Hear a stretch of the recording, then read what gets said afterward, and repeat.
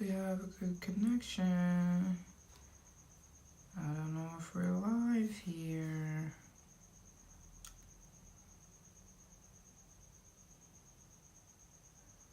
Are we rolling here? Wait a minute. Hold on. Wait, did I click the right thing? No, we are live, huh? No, we're not. Oh boy.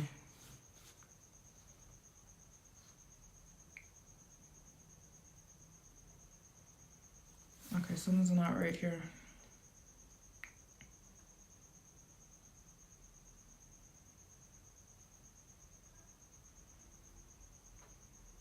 Oh, we're live. Hold on, are we live? Hi guys. I never know. Yes, I see we're live. Because here it says we're not, but here it says we are. We're live. Hi guys, if you're here, can you tell me where you're watching from? Like, what time is it? As I'm always trying to figure out where most of you are so I can time these live streams right.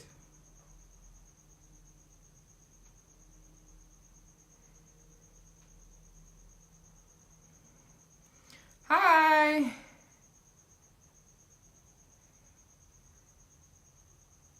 I'm assuming, okay. California, 1 p.m. You're in Namibia, it's 10 Central Time. Are you guys working or have you gotten off work, or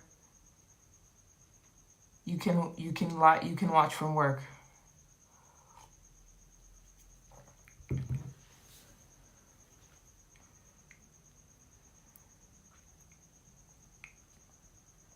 Night shift, got it.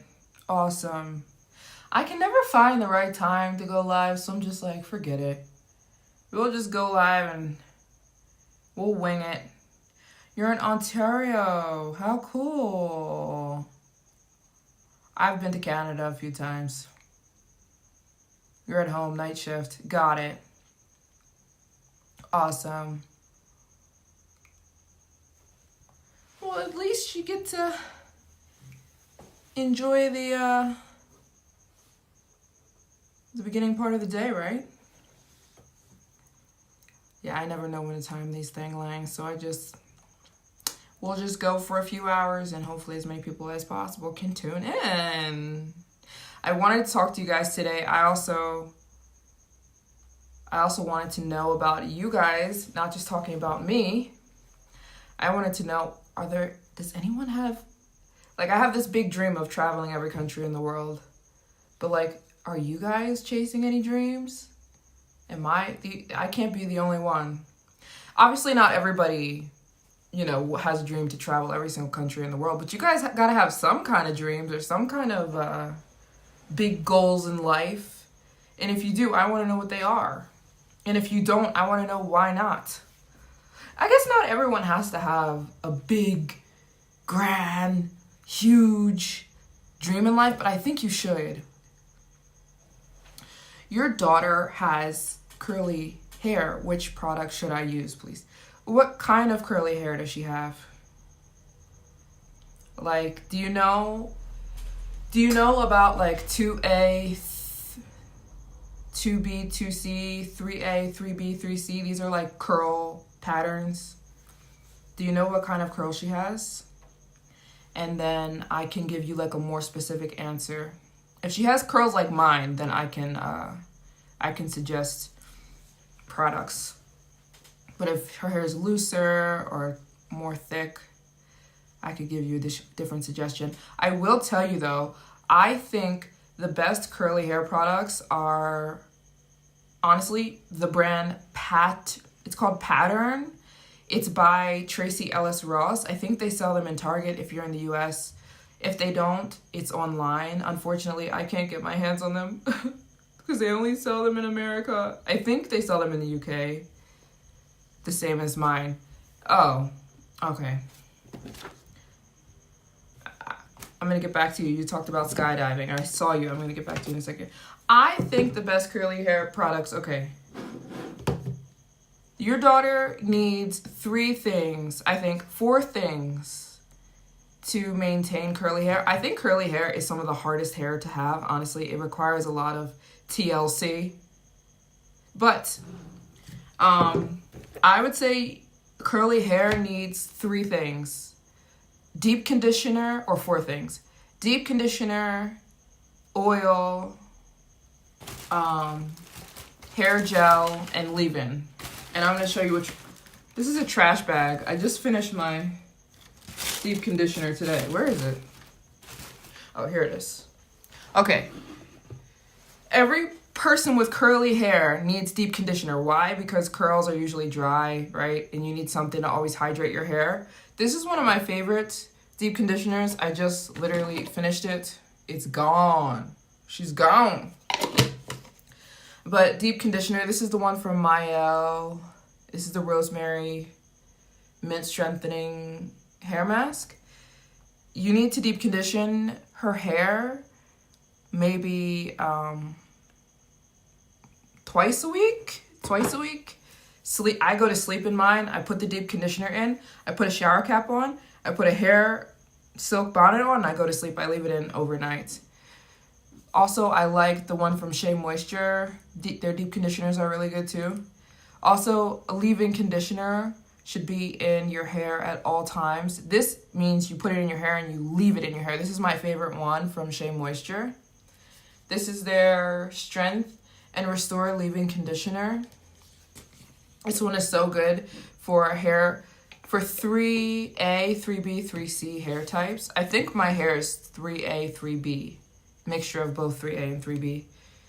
This is, in my opinion, the best leave-in conditioner. That's what I use to style my hair, and then on top goes the gel. I don't love this gel. I prefer, hold on, I have one somewhere. Okay, I like the Aunt Jackie's, but this one I don't like as much. Hold on.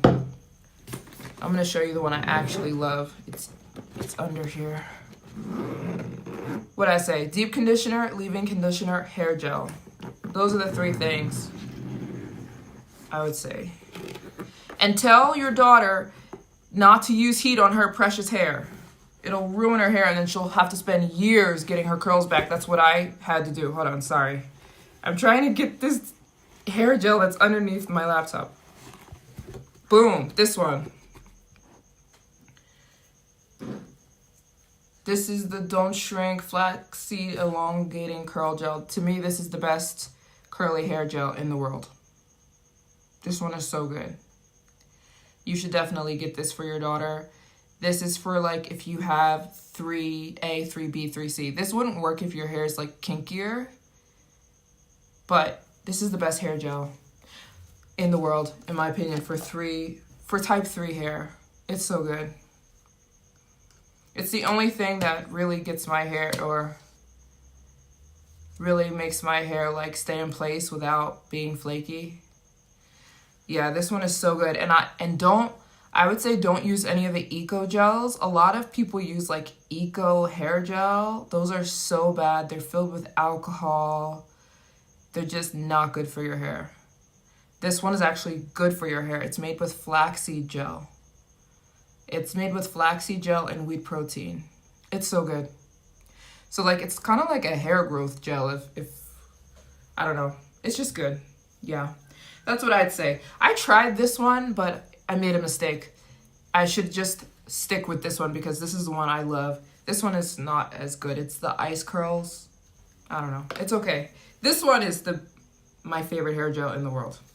Yeah. So okay. The names. Okay. One of my favorite hair masks. This is from Maryjane Rosemary Mint Strengthening Hair Mask. Right? This is from Maryjane. This is a deep conditioning hair mask. You want to do this on your daughter's hair like twice a week. leave it in overnight or for a few hours. I sleep with my deep conditioners in. I just sleep, leave them in overnight. Then this is the leave-in conditioner. This is what I use to style my hair when I'm styling my ponytail or styling my hair in general. You need to put a leave-in conditioner first. This is my favorite one. This is from Shea Moisture. It's the Strength and Restore leave-in conditioner. This goes in your hair first, like freshly washed hair. You put this leave-in conditioner in first.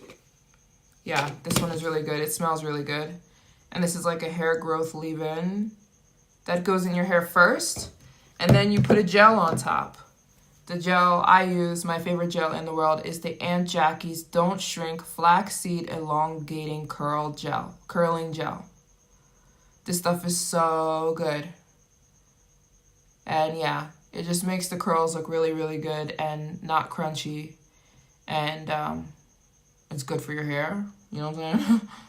So yeah. Boom. I'm leaving it here for a few seconds so you can see what I'm talking about. Yeah, that's really it. And no heat.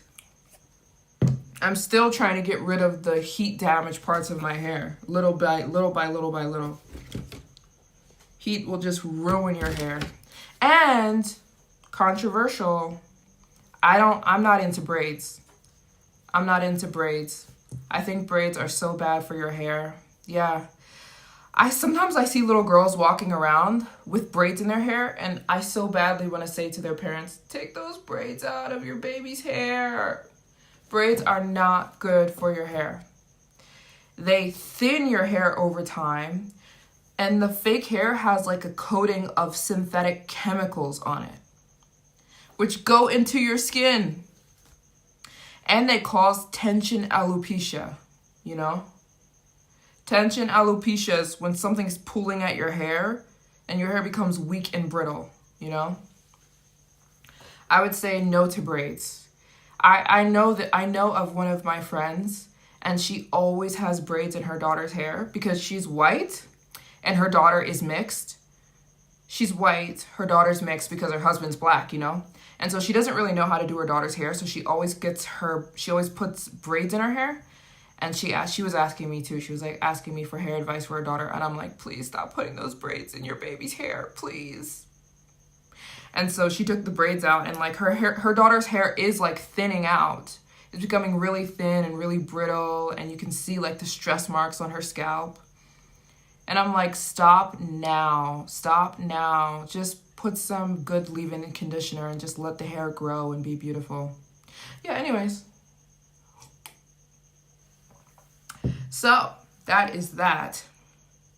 Hope that helps. And of course, oils. Oils are always amazing. Coconut oil, almond oil, carrot oil. These oils are so good for your hair. Braids helped you to maintain hip length. It's great for coarse hair, not loose texture. That's actually not proven accurate. It's proven that braids ruin your hair over time. It's literally proven. But if your hair, you're saying you grew your hair to hip length, that's good for you, but that's not necessarily the blanket effect that braids have. They're full of chemicals. You can't just put chemicals on your hair and expect your hair to flourish. It's just not possible. Also, curls can be manipulated. So if you don't let your hair do its thing, you know what I'm saying? Like just be, like you're constantly manipulating your hair, that causes breakage over time. 100% it does. 100% it does. And I've noticed that here in Africa.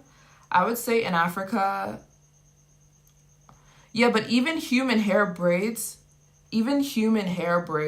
I would definitely say human hair is better than getting synthetic hair braids, but a lot of people are getting the synthetic coat on their hair. But even the human hair braids have chemicals on them to maintain the look of the hair. If you're buying hair in a store, it has chemicals on it, period. You know what I'm saying? So, yeah, this is my opinion. I think your hair in its natural state, you just letting your hair look the way it looks, is the best thing you could possibly do to your hair. And it's what made my hair grow so fast. My hair started flourishing when I just left it alone. Just let it do its thing. Hello, mother.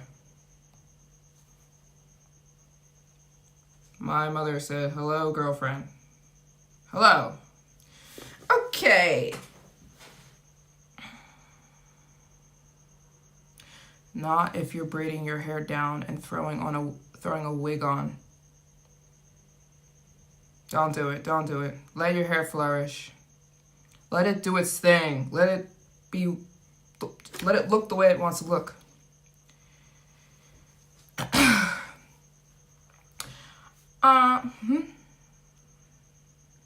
Yeah, I was asking you guys about you. We got on a hair tangent.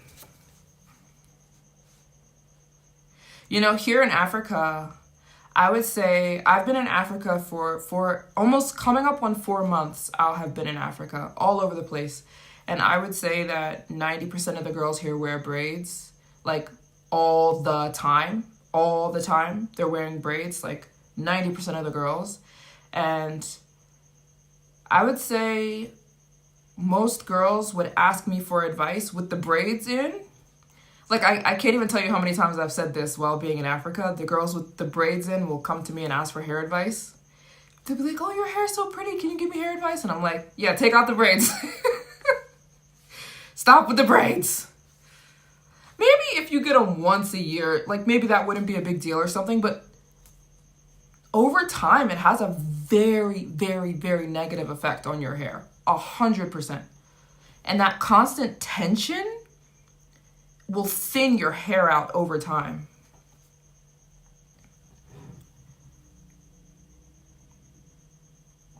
So yeah, I don't think there's anything wrong with just letting your hair do its thing. Looking the way, that's what I've learned actually over these last, I would say I've been on a healthy hair journey for the last 2 years, like just not doing anything to manipulate my hair, not putting heat on it, not doing anything. And my hair has been flourishing doing that. Hair just wants to be the way it wants to be, you know what I'm saying? You pulling at it and putting these tight, like that's never going to be good for your hair. That just doesn't make any sense. So you have to choose one. Choose one or the other, in my opinion. Again, once a year probably wouldn't have a big deal. I don't know, but I won't be putting braids in my hair, I'll tell you that.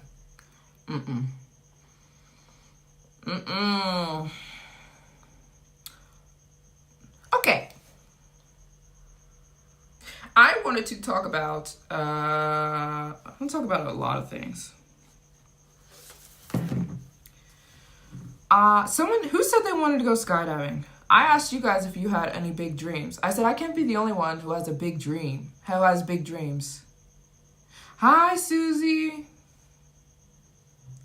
I like that name, Susie. I feel like I've never met a mean Susie. You get what I'm saying? Oh, I didn't even address the little chart I made. Isn't it cute? Okay, I'll show you my little chart.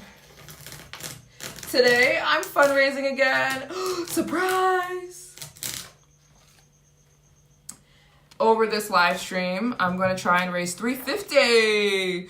Look how cute my little chart is. I drew it. So I drew Africa. Obviously, I'm trying to visit every single country in Africa.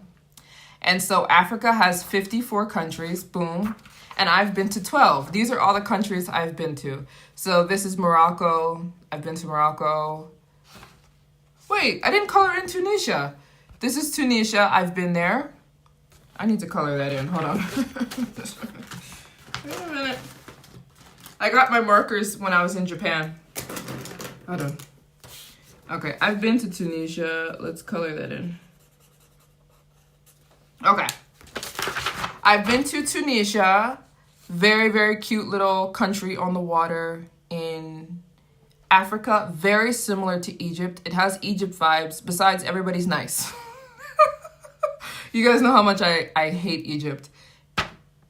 rudest people in the world, most sexualized country in the world. If you're a female, you will be sexualized, and it's just horrible. I hate it.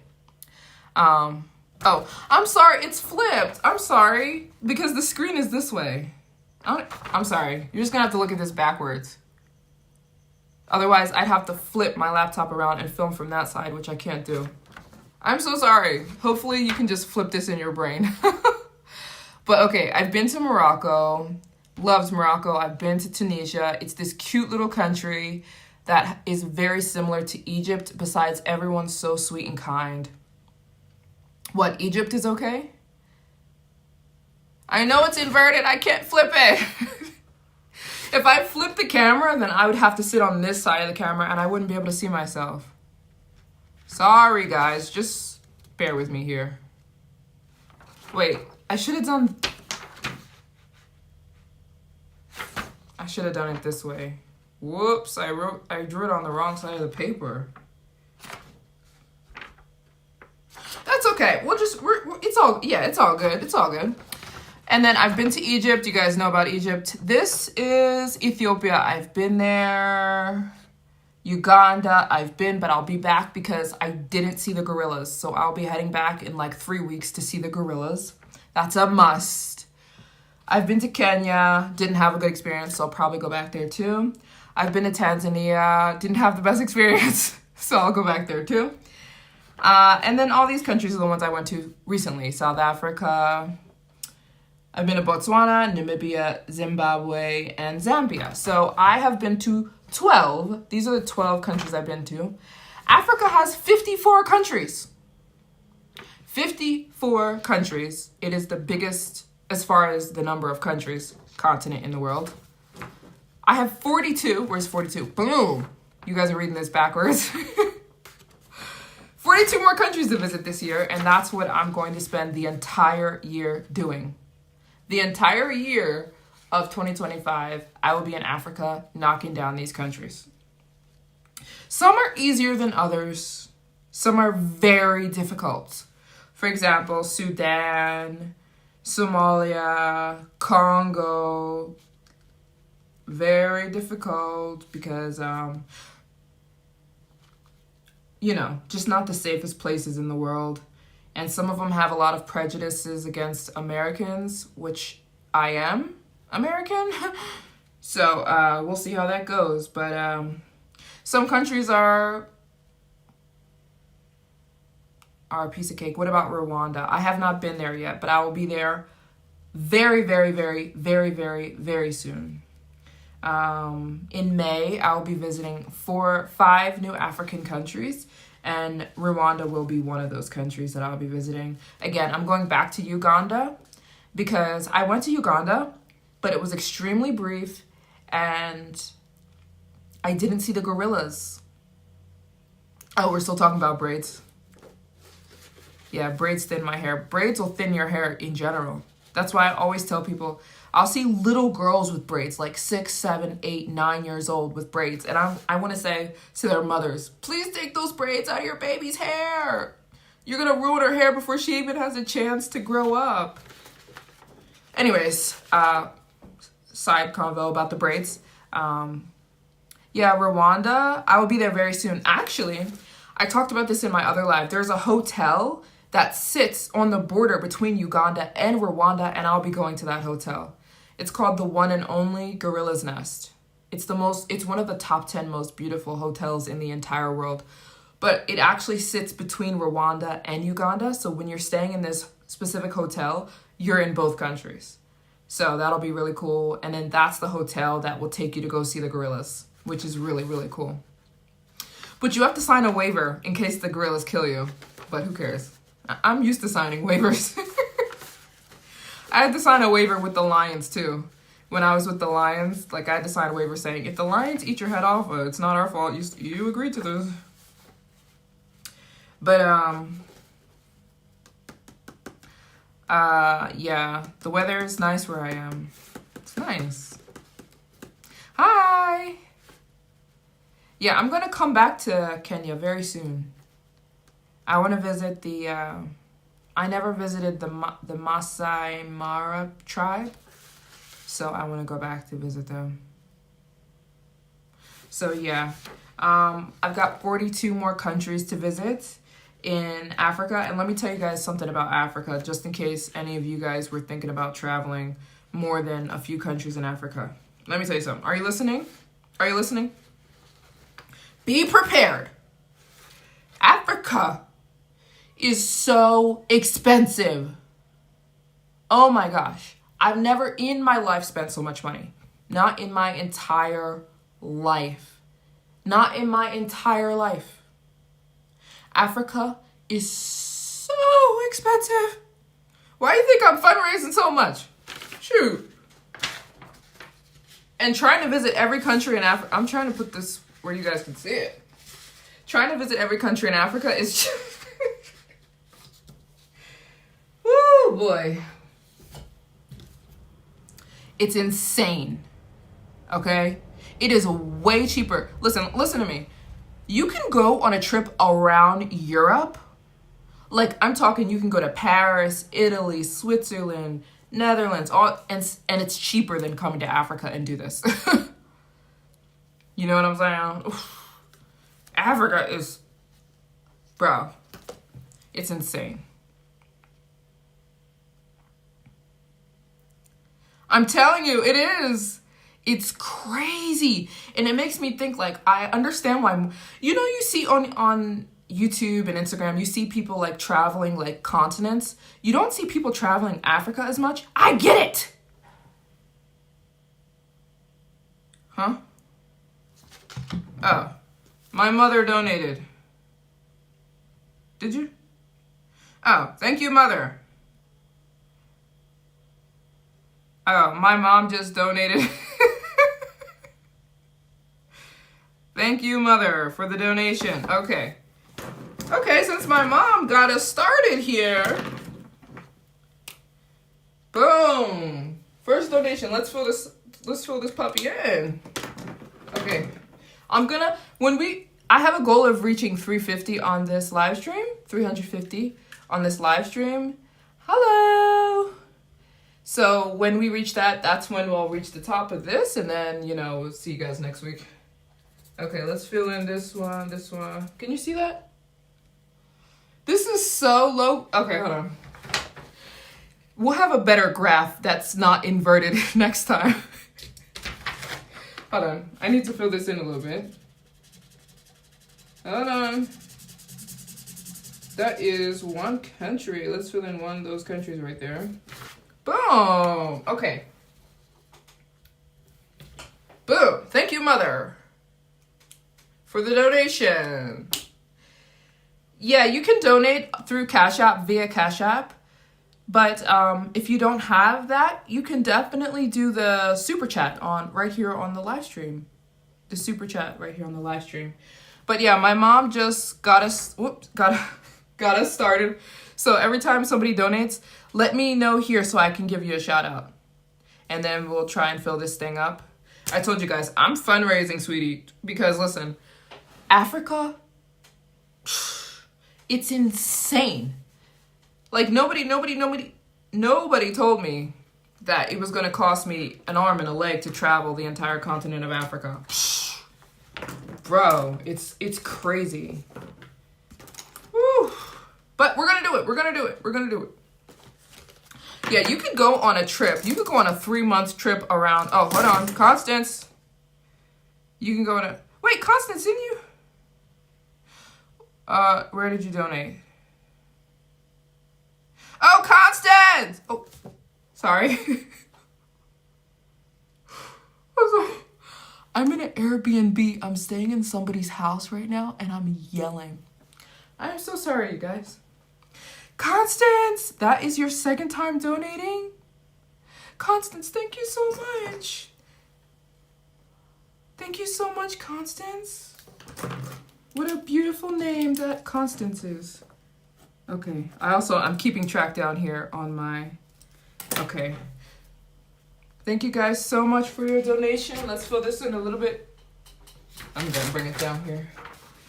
I'm gonna bring her down here. Shout out to Constance. Okay, we're filled in a little bit more.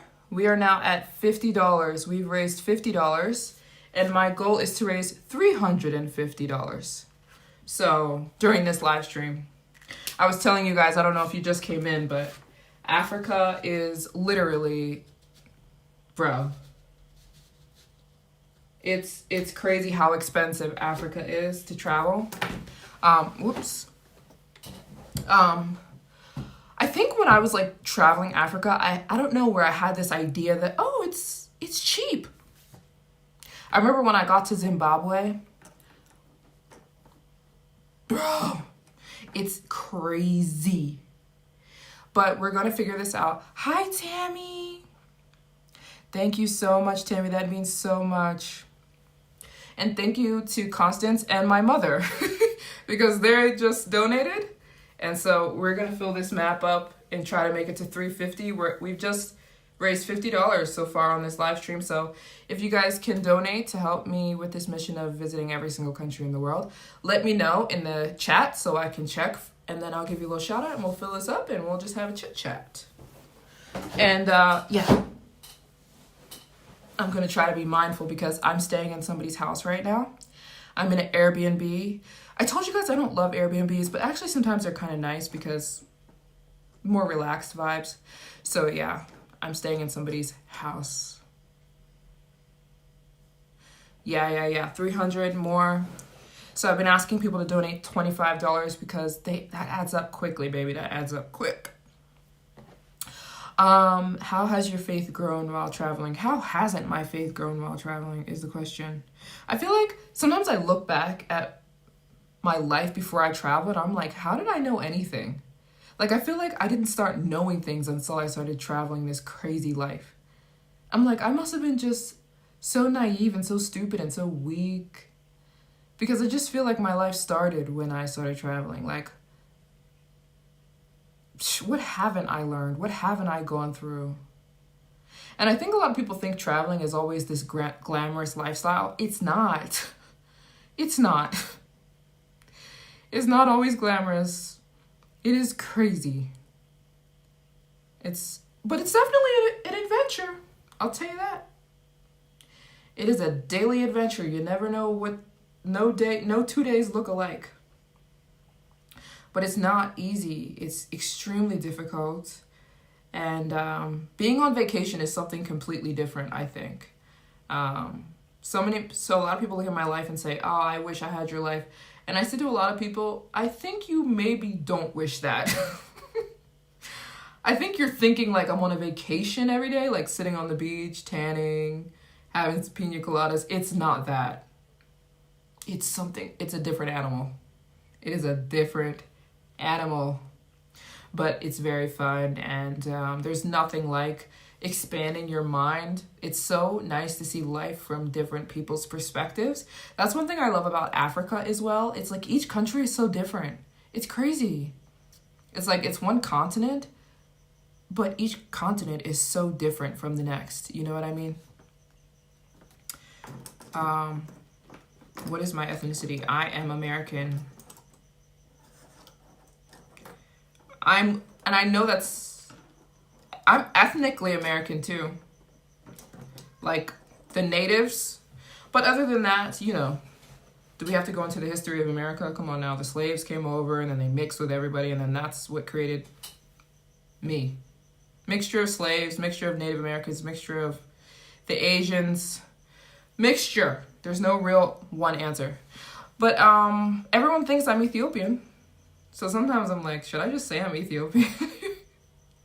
Especially here in Africa, everyone thinks I'm Ethiopian, which is a compliment. Anyways, I was wondering, I wrote down a list of questions while we're still fundraising. I wrote down a list of questions that I had for you guys. I was like, okay, I'm visiting this goal of visiting every country in the world, but do any of you guys have any big goals in life? Again, I don't think you have to necessarily have like some giant big goal in your life, like climb Mount Everest or visit every country in the world, but I think you should, at least in some aspect. You know what I'm saying? I mean, I guess not everybody has to, but I hope you do. For me, you look Indian. Oh, thank you. I think.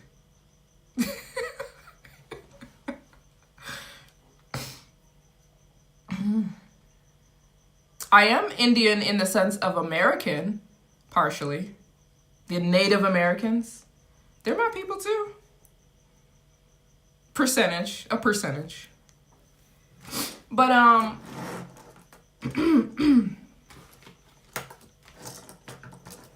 yeah. No one's saying they have any goals. Guys, you gonna have any goals? I was like, you must have some kind of goals.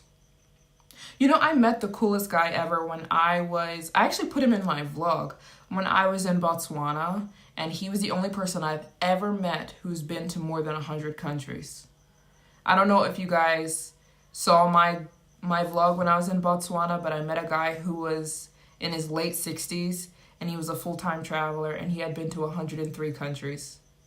And he showed me his passport, and I said, that was the only person I've ever met that has been to more than 100 countries like me. So that was so cool. And he looks at me and he goes, you are so cool, because he said it's taken me 60 plus years to visit more than 100 countries, and I've been to 135 and I'm not even 30 yet. And I'm like, yeah, I'm a maniac. That's why.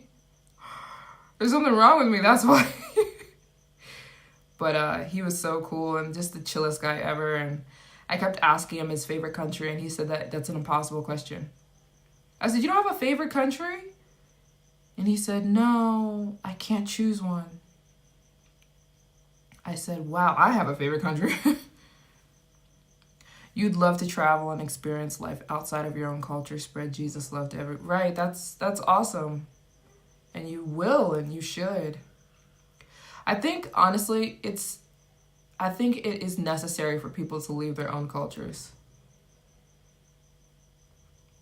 I think it's so necessary. You must see outside of your own little, you know what I'm saying? You must. It is so crucial to brain development, life experience. You know what I'm saying? And it just makes you go, oh, wow. I don't really know anything. I live in this tiny little box of my own upbringing and the people around me. And you know what I'm saying? You either want to get back to school and compete by a bachelor's degree in physical education to become a high school basketball coach, or work on becoming a flight attendant. You said that before. And travel the world. You said that you wanted to become a flight attendant before. Go for it. Both seem cool. I meet a lot of flight attendants, and then I always say to them, I could never be a flight attendant because the job just looks so tiring, you know what I mean? And they always say to me, I do this so I can travel. And I'm like, I totally get that. I totally get it. But I think being a flight attendant is pretty cool. It just looks so tiring to me. But I mean, if you're made for that, then I guess that's amazing. Flight attendants, that's a really cool job. Really, really cool job. One of your goals is to visit the Serengeti Park in Tanzania and Masai Mara in Kenya. Me too. Like I said, I've been to Kenya, but I never visited the Masai Mara people. So I'll be going back to do that really soon. And Serengeti, that's really cool. You have evolved from your videos from years ago. Your skin is definitely glowing, and that makes a big difference as far as your ethnic look. Okay, thank you so much. Even me, I told you guys sometimes I'll look back at old videos of myself, and it's hard to look at. It's hard for me to even look at. Because I'm like, who is that? Who is that person? Jesus, Lord, help us. Yeah. I call it the Jesus glow, honestly. You ever see those videos on YouTube or on Instagram, and it'll be like pre-Jesus, post-Jesus? Jesus will give you a glow up. I promise you that. I promise you that. Because it's this inner peace and this inner love that you never had before. When you actually know he loves you and you get close, you get in a close relationship with him. I almost did a few times with American Airlines, but I don't want to but I didn't make the cut. Oh, Endeavor Air as well, but I won't give up. I was applied to that. Keep trying. Keep trying. How do you donate on live? You can donate here through the Cash App, the $25 to Cash App, Maryjane Byram on Cash App. If you don't have the Cash App, you can definitely do right here on the live chat. Straight through Super Chat. Yeah, the Jesus glow is so real. The Jesus glow is so real. You look back at old pictures and you're like, I saw these girls today and I was not judging them. I wasn't judging because I've been there. But these two girls were walking, like I was sitting at a cafe today. Hey, Susie, I see you're saying, how do you donate on live? Do you mean on Super Chat? You can leave a Super Chat comment right in the comments. It's going to give you an option to donate like an amount of money. If you don't want to do that, you can donate straight to the Cash App here, Maryjane Byram. Should I cut my heat damage? Yes. Yes. You should cut your heat damage. I just cut some of my heat damage. Like literally, I cut 5 inches off my hair like, what was it, last week? Trust me, do it. Do it now. Because it doesn't matter how much your hair grows. If your hair at the bottom is dead, it's going to keep splitting. It's going to keep ripping from the bottom. So you're never going to see any length retention.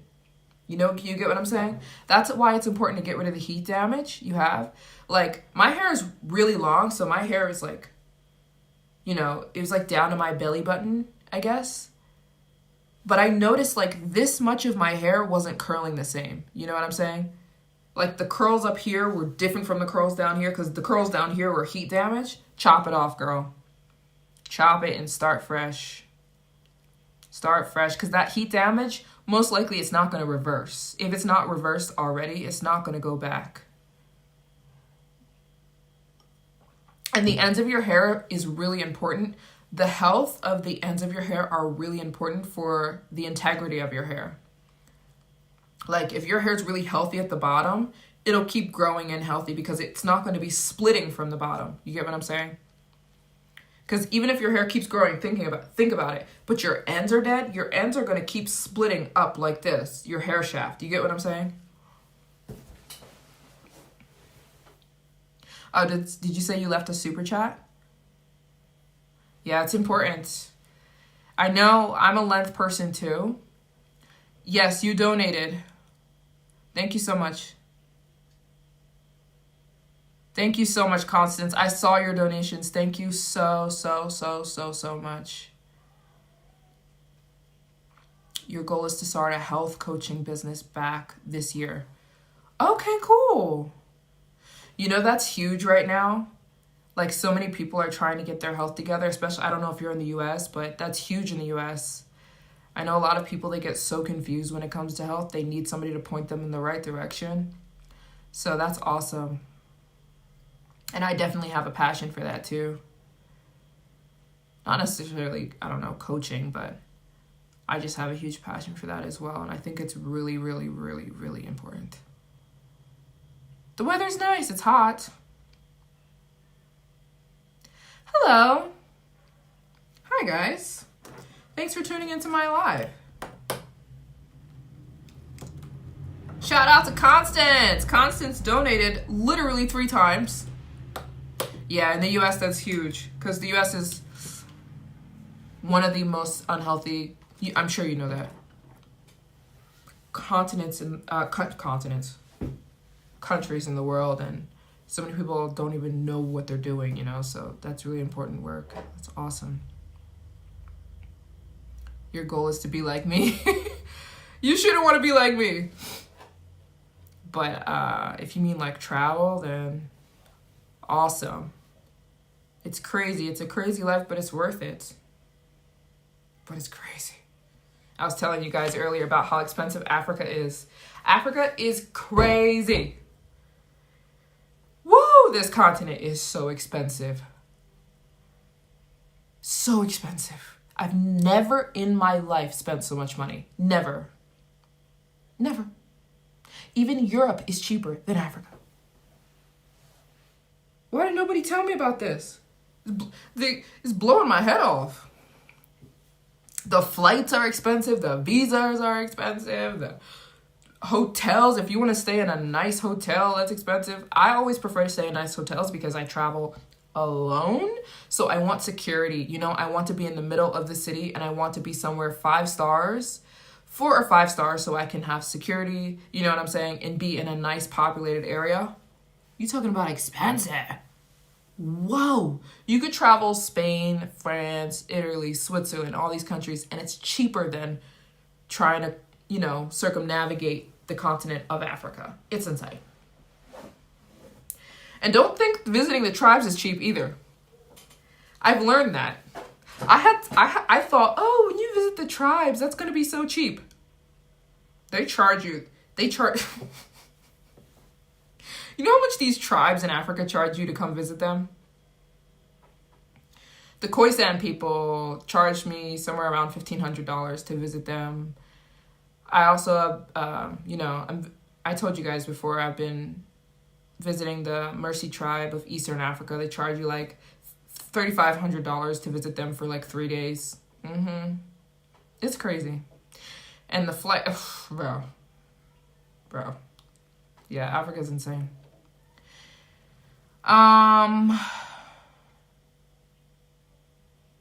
Yeah, I'm going to do all that when I finish all this. Literally, I've stopped everything to focus on visiting every country in the world. I've stopped everything. I can only focus right now on visiting every country in the world.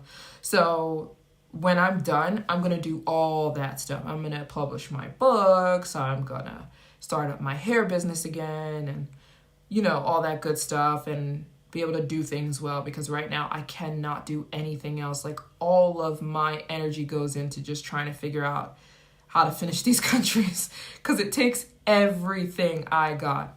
It takes everything. It's taken all my money. It's taken all my attention. It's taken all of my cognitive abilities. But it's worth it. So we're not complaining. I always relate traveling every country in the world to trying to climb Mount Everest. Like, it's so similar. I love you too. Traveling every country in the world by yourself is like trying to climb Mount Everest. Actually, statistically, it's harder to visit I asked ChatGPT to give me perspective on how difficult it is to travel every country in the world.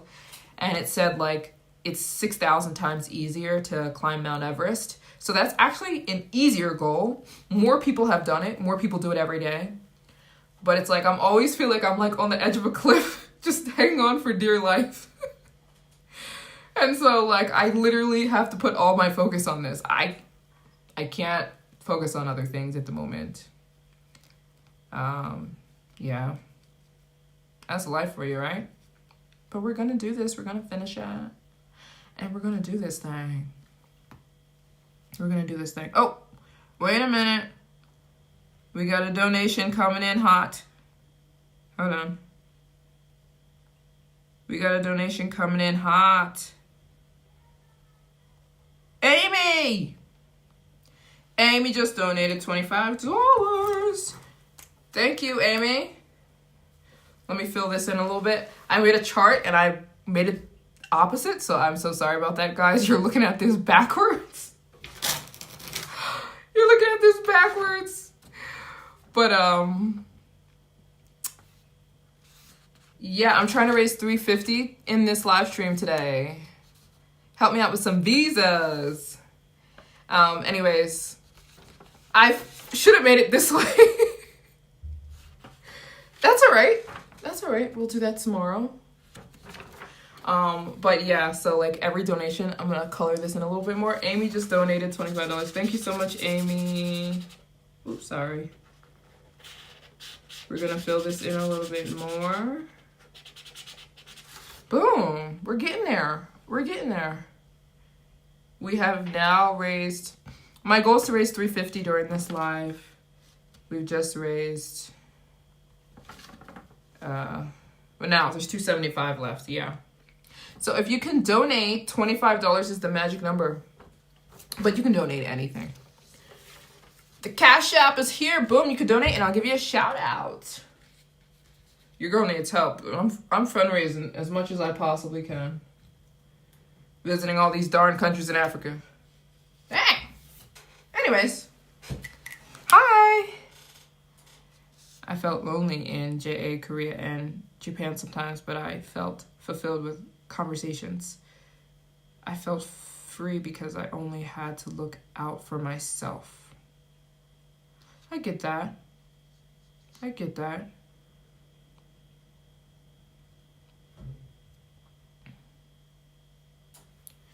Yes, I do work while I travel. I'm working right now.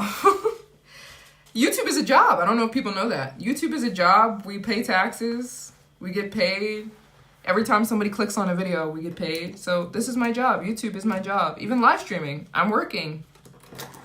So yes, I do work. I'm a YouTuber. Some people didn't know that that's an actual job. It's an actual job. It's a real job. But to finish visiting every country in the world, it's going to be something like, it's going to be more than $1 million. You know what I'm saying? So your girl is fundraising still. You get what I'm saying? You get what I'm saying? I'm not a millionaire yet. But it's going to be more than $1 million to fulfill this goal. Wait, like maybe more.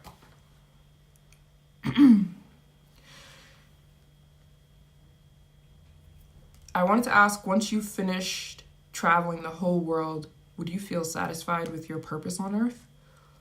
Or would you want to fulfill other aspects that life has to offer? Huh?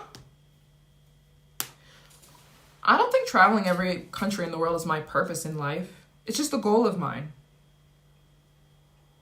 But I'm not waiting to feel fulfilled. You get what I'm saying? I think I'm fulfilled now. Because as a Christian, I don't believe that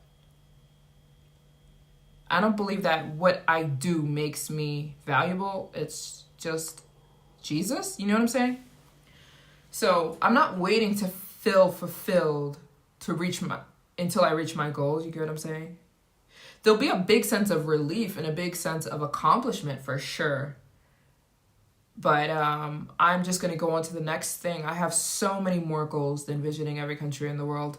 When I'm finished, I told you I have a huge passion to be an author. Yeah. I love reading. So I want to be an author. I want to have my books in like every bookstore and be some books that people love forever and even perform well after I'm dead, you know. I want to be an author like C.S. Lewis, you know. I'm going to put out my own music. You guys know I was a musician before I was a traveler. I want to go back to my music. I want to have kids and be married. I have a lot more things to accomplish after visiting this goal, but it's like all those things are on hold until this goal is finished because I can't do many things at once, you know. I cannot do that and this at the same time. So yeah, I think I'll finish around this time next year. I'll finish the continent of Africa this year, but I will not finish every country in the world this year. That's definitely going to be like next year type of thing, you know what I'm saying? Do you think you'll do YouTube forever even after marriage and kids?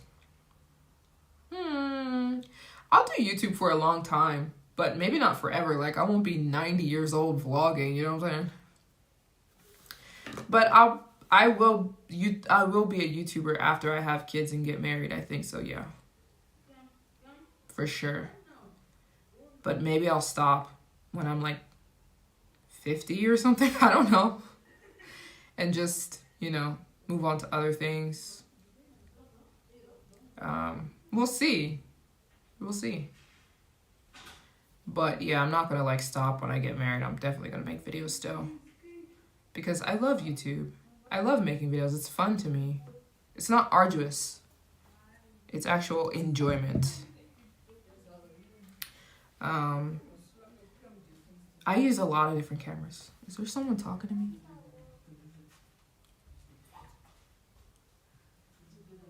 You hear people out there?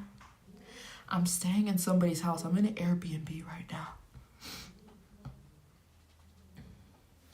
Just for the next 24 hours.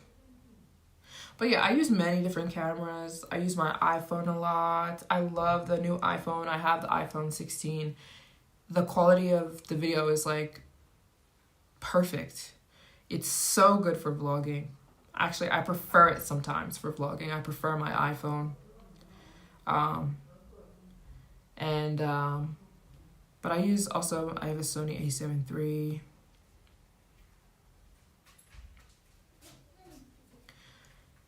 Hi, you can suggest to look up a channel called Maasai with a passport since you would like to meet the Maasai. Okay, cool. I'll look that up. I definitely will. Yeah, I'm definitely going to go visit them. Very soon, actually. Literally, in a few weeks, I'm going to go see them again because I need to visit Tanzania again. And I'm very close to Tanzania right now. Very close. But yeah, I'll go back because I went to Kenya before, but you'd have to be a long time subscriber to remember that because it was a long time ago. And I just had the worst time ever. So I definitely want to go back because I never went to the safaris in Kenya. I only stayed in Nairobi. And I was having such a horrible experience. I just took a flight out. I literally just got right back on a plane and left. Because I was being harassed a lot and I couldn't handle it. I told you guys, people were literally trying to break into my hotel room door. I had to bolt lock my hotel room door. And the harassment was just too much. So yeah, I went there by myself and that just wasn't the best idea to do it. So, what are your thoughts on the meta glasses for vlogging? Has anyone done that? If anyone has done that, I haven't seen any footage. I feel like that wouldn't work. I don't know how that would even work. Yeah, but like I said, I've learned a lot in these years of traveling. So when I go back to Kenya, I'm going to go back with somebody. And then I'm not going to go do the same thing I did before. I made some stupid decisions the first time. Really stupid decisions. And so, yeah, the harassment was just off the wall. It was crazy. And I was so mad at the woman who was giving me my key. I hate when the reception people do this at the hotels. They pass you your room key and then they say, "You're staying in room 526. Why would you say what room I'm staying? I hate when the receptionists do that. Just pass me the room key. It should say it on the room key. I hate that. So she literally told the whole lobby what room I was staying in. And I had all these people come into my room. It was insane. Yeah, anyways.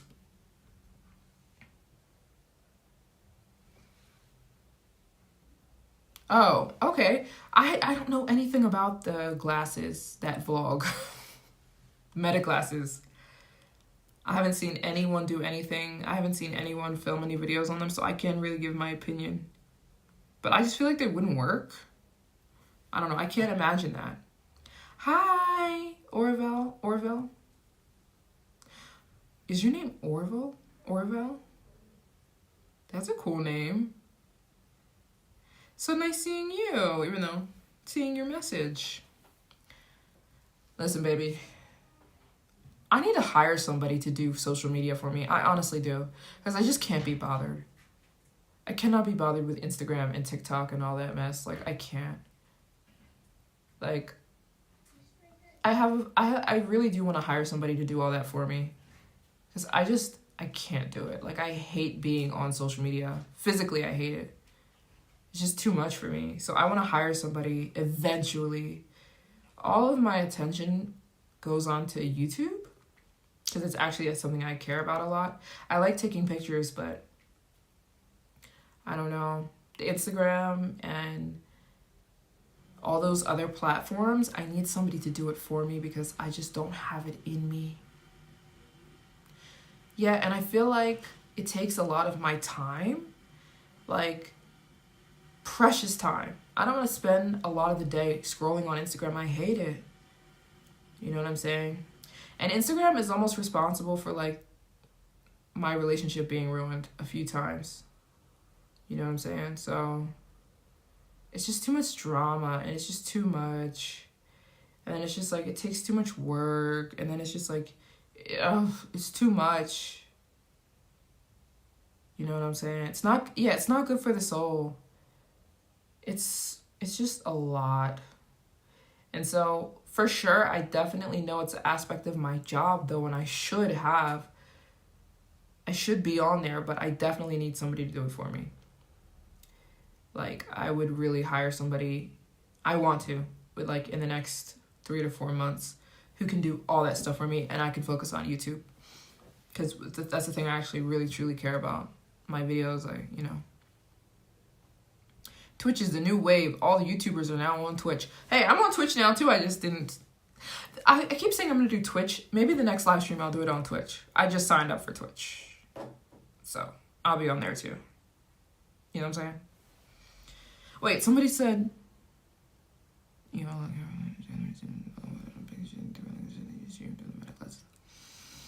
Okay, I don't really know much about the meta glasses. I don't know if I'm into that kind of thing. But that's awesome. That sounds really cool. But I don't know if I would be into that for myself. That's not really my thing at the moment. I feel like I try to push back as hard as I can at this crazy generation. You know what I'm saying? You miss Dubai vlogs. I'll be back in Dubai. Not right now, but soon. But I'm glad you enjoy the Dubai vlogs. Dubai is home. I miss going to Barry's. I miss Barry's. They don't have berries in Africa. I miss berries so much. Oh my gosh, I can't even think about it. It hurts. It hurts my soul. I miss berries so freaking much. You have a Twitch channel and you just never use it. Oh, everybody's saying they miss Dubai vlogs. Okay, I'll be back there soon. I feel like I am an old soul. And I kind of like it, because I look at these young kids and I'm just like, no. I don't even know what the children are talking about anymore. I'm like, I'm really getting old because I don't even know what people are talking about. I'm like, what in the world? Maybe I need to hire like a Gen Z to do my social media for me. Because I don't know. I literally don't know what people are talking about. The way people talk these days, I'm like, what is she talking about? The new lingo and all that stuff. Like, I'm good. I'm in my own little world. You know what I'm saying? Reading my books. That's MJ. I don't want to be on social media all day scrolling on my phone. I want to be reading my books and traveling the world. Am I Gen Z? Actually, I missed Gen Z by a year. Gen Z starts when you're born in 1996. And I was born in 1995. Even though I was born in the last week of 1995, I missed Gen Z by a week. So I'm technically not a Gen Z. I missed it by 1 week. I still feel old though, because these kids, they're crazy. I'm like, I don't get it. I'm not even going to try to imitate the way they speak because I can't. Like, I don't know what they're talking about half the time. You know? And like, I just can't be bothered scrolling on social media all day long. I can't do it. I can't spend my life scrolling on my phone. Like, it's just not going to happen. It's just not going to happen. I want to live my life in the real world, you know? I don't want to spend my life on my phone like so many people do. It's tragic. I went to a cafe today to just read one of my books. I got a new book today, and so... Where's my new book? Somewhere. And so I was reading today, and I was sitting down, and like I was the only one reading. Everyone else was this. The whole time. And I'm just like, God, please keep me from ever turning into that. I don't want to be that, where you're not even living in the physical realm anymore. You're living here, you know? So that's why I just can't get back. I'm trying so hard to get back into Instagram, but it's just like, I don't like spending my time on Instagram. So I'm gonna hopefully hire somebody to do that for me. Hire like a Gen Z person to do all that kind of stuff for me. Or whoever, it doesn't have to be a Gen Z person. What's your current favorite book? You need some recommendations. Okay, what category? What category are you looking for? Then I can give you a suggestion. What category do you like to read?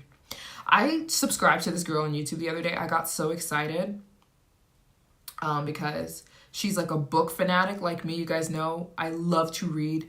And so this girl, she like reads 5-6 books a week, which is, I read about 5-6 books a week. And so her whole YouTube channel is based around this. So I subscribed. I was so excited. And I watched like 10 of her videos, and all she reads is romance novels. And I'm not into romance. Like fiction, romance, fiction, that's not my kind of thing. So I was a little bit disappointed. And I realized like everybody has a different category of books like they like to read. Always on Instagram is haters and judgmental people. Low key, high key. Low key, you're right. But even that, it's too, I just can't. I value my time too much to just be scrolling on Instagram. And I feel like YouTube is different. You guys agree? Like, it's not as addictive. Like, I'm never addicted to YouTube. Like, even if I'm watching YouTube video, like, I'll be doing something else. You know what I mean? Like, I'll be journaling, or like it can be in the background. It's not like I'm addicted to it the same way that Instagram gets addicting. Sometimes if I'm on Instagram, 3 hours will go by and I'm like, all I was doing was scrolling, like looking at other people's lives. It's crazy. Hi, LaJoyce. Is that your name? Hi. What are some of your favorite YouTube channels? I love the National Geographic YouTube channel. They have a really good YouTube channel. I also love this guy. His name is Ryan Trahan. Oh, I love him. So he does these really cool videos. Do you guys know Ryan Trahan? I also love YouTube. I was a huge YouTube fan before I became a YouTuber. Like, I never knew I was going to become a YouTuber. I loved YouTube before. I mean, I still do. But this guy, Ryan Trahan, he's so cool. Yes, you like him? So he does these cool videos. It inspires me to want to do these videos. So he'll start off with a penny, and then he'll trade his way from a penny to like for example, he started with 1 penny in California, in LA, and then he had to figure out how to get to New York on 1 penny. So like he'll trade the penny for something, and then he'll sell it, and then he'll figure out how to sell something else. I don't know if I'm making sense, but those videos are so fascinating to me. He's so cool. And he does a lot of reviews. Like, yeah, and he has a candy named Joyride. He's so inspiring. And you know what I love about him the most? He doesn't curse like me. He doesn't talk about sex. It's so hard to find these kind of people, I think, in 2025. People who aren't vulgar. They don't talk bad about people. They're not spreading drama or hate. They're not cursing. They're not bringing anyone down. They're not talking about sex or anything. They're just cool people. And that's Ryan. I actually have him playing. I have a TV in here. I have him playing right. Let me show you. He's actually playing on the TV right now. Yeah. His videos are so cool to me. And he's a Christian. Is that awesome? You know when you're a Christian, you find out other people are Christian, you're like, he's a believer. That's awesome. You are, and I just subscribed because of you. Thank you. Oh, you subscribed to me?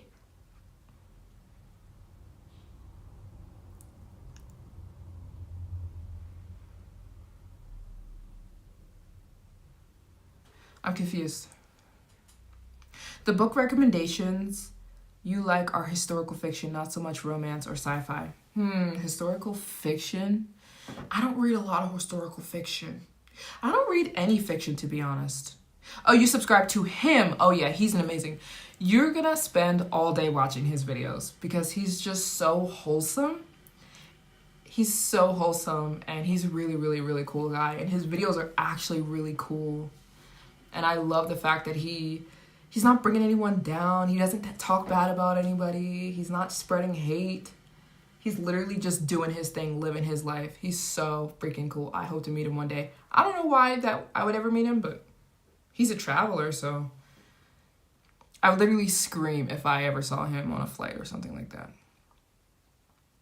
You've been watching me for years, but I like what you have to say about him. Oh, thank you very much. I think you're gonna enjoy this guy. He's so sweet. Watch his video about him crossing from LA to New York with 1 penny. He literally crossed from LA, or he started with 1 penny. So I'm trying to break down the video. He trades the penny for something, and then he trades it for something else, and he trades it for something else, and it's supposed to get him from LA to New York. You know? So, yeah, I'm trying to explain. But he does many different videos. He does, like, reviews. He reviews, like, 1-star hotels. I want to start doing that, too. It's kind of scary, though. Where you go to, like, the worst-rated hotel in a city, and then you review it. So, yeah, I think I want to do those kind of videos because of him. And he'll also rate like 1-star airlines. He'll get on the worst rated airlines in the world and he'll review them.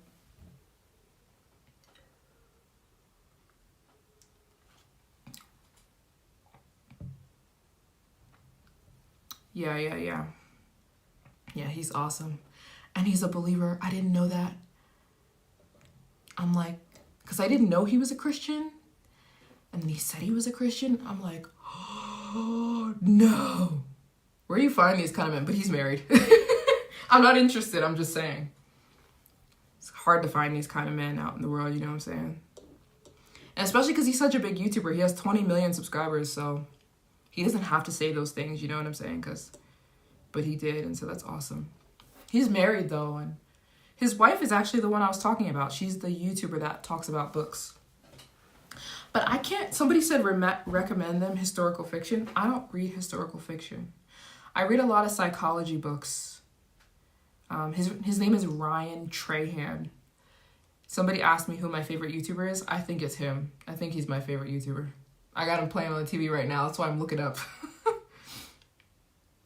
Oh, it's lemon water. I drink lemon water every day of my life. Delicious, nutritious.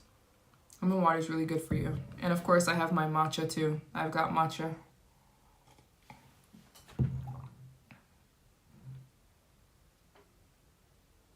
Thank you so much, Tracy Henry.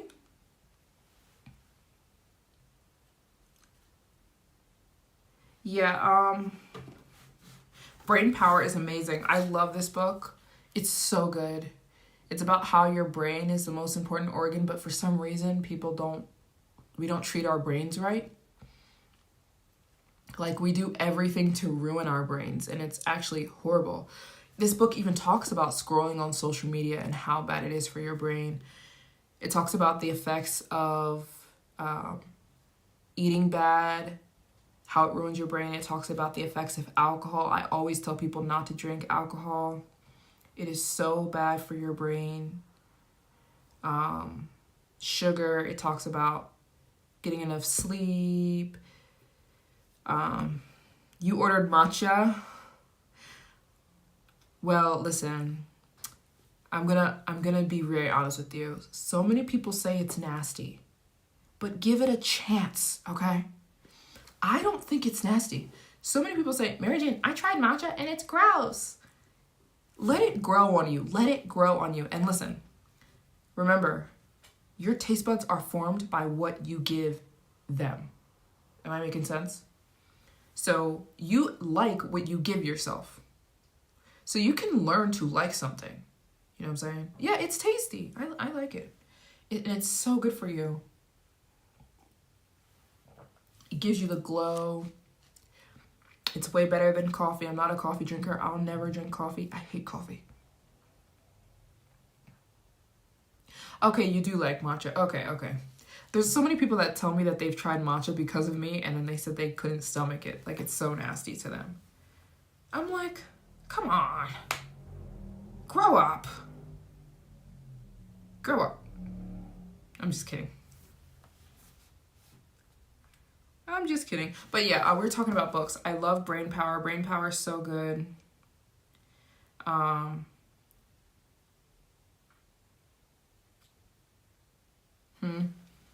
Girls the other day, what are you thinking about matcha? It's true. It's true. When I love waking up, you know why? As soon as I wake up in the morning, it's the first thing I do. As soon as I wake up, I get up to go make myself a matcha. And it's my favorite part of the day. I get so excited to go make my matcha. And there's nothing more healthy. And I got my matcha straight from Japan, cold pressed. My grandma actually, you guys, did you watch my Japanese grandma video? If you haven't, you should watch that vlog. My grandma in Japan, she actually pressed this matcha for me. I'll show you. Whoops. Hold on. I shouldn't have carried this like this. This is the matcha I'm using right now. And this was pressed fresh in Japan. And so this is some of the highest quality. This matcha will have you living to 150 years old. But I've got tons of matcha. Hold on, I'll show you my other matchas. Hold on. This is my little bag full of matchas I got when I was in Japan because I was like, I'm not gonna run out of matcha. So when I was in Japan, I bought over 50 bottles of matcha.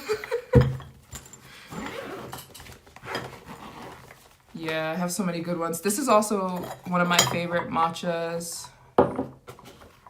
This is from Iparo, but this is impossible to get. You cannot buy this. They're sold out all the time. You have to go to Japan and get it. Yeah, this is Kion matcha. This matcha was $75. This is so good. This is not even opened yet. But this is, oh, bye. Good night. Someone said they have to go. Thanks for tuning in. Hope to see you again soon. Yeah, this is such a good matcha, but you can't buy this because it's always sold out. If you go to the Iparo website, it's going to be sold out. This is another matcha I got. This is a matcha I got when I was in Uji. It's not even opened yet, though. I didn't even open it yet. And I'm scared to open this matcha because this matcha, like, I don't want to open it. This was $200. But it's the highest quality matcha you can get in the world. I haven't even opened it yet. I got this in December. I got this on my birthday. If you guys watch my birthday vlog when I was in Japan, I bought this on my birthday. So it was like a birthday gift to myself. But it's so valuable, I don't even want to open it. But yeah, it looks like this. Oh, she's beautiful. Let me see when it expires so I don't waste it. Okay, it expires on July 13th. So we still have some time. But I don't even want to use this. I bought this on my birthday and it's going to be so good. But yeah, I've got a lot of matchas in here. You can find good matchas online for sure. But if you want the best of the best of the best of the best, I also got myself a few extra whisks just in case I run out. But if you want to get the best of the best of the best of the best, you need to go to Japan. Like for real, for real. And stock up like me. I bought over, I don't know how much is in here, but I bought so much matcha so that I'd never run out. But right now I'm using this one. My grandma pressed this fresh for me. She has like a little matcha shop. So she pressed this for me. She's the coolest person ever.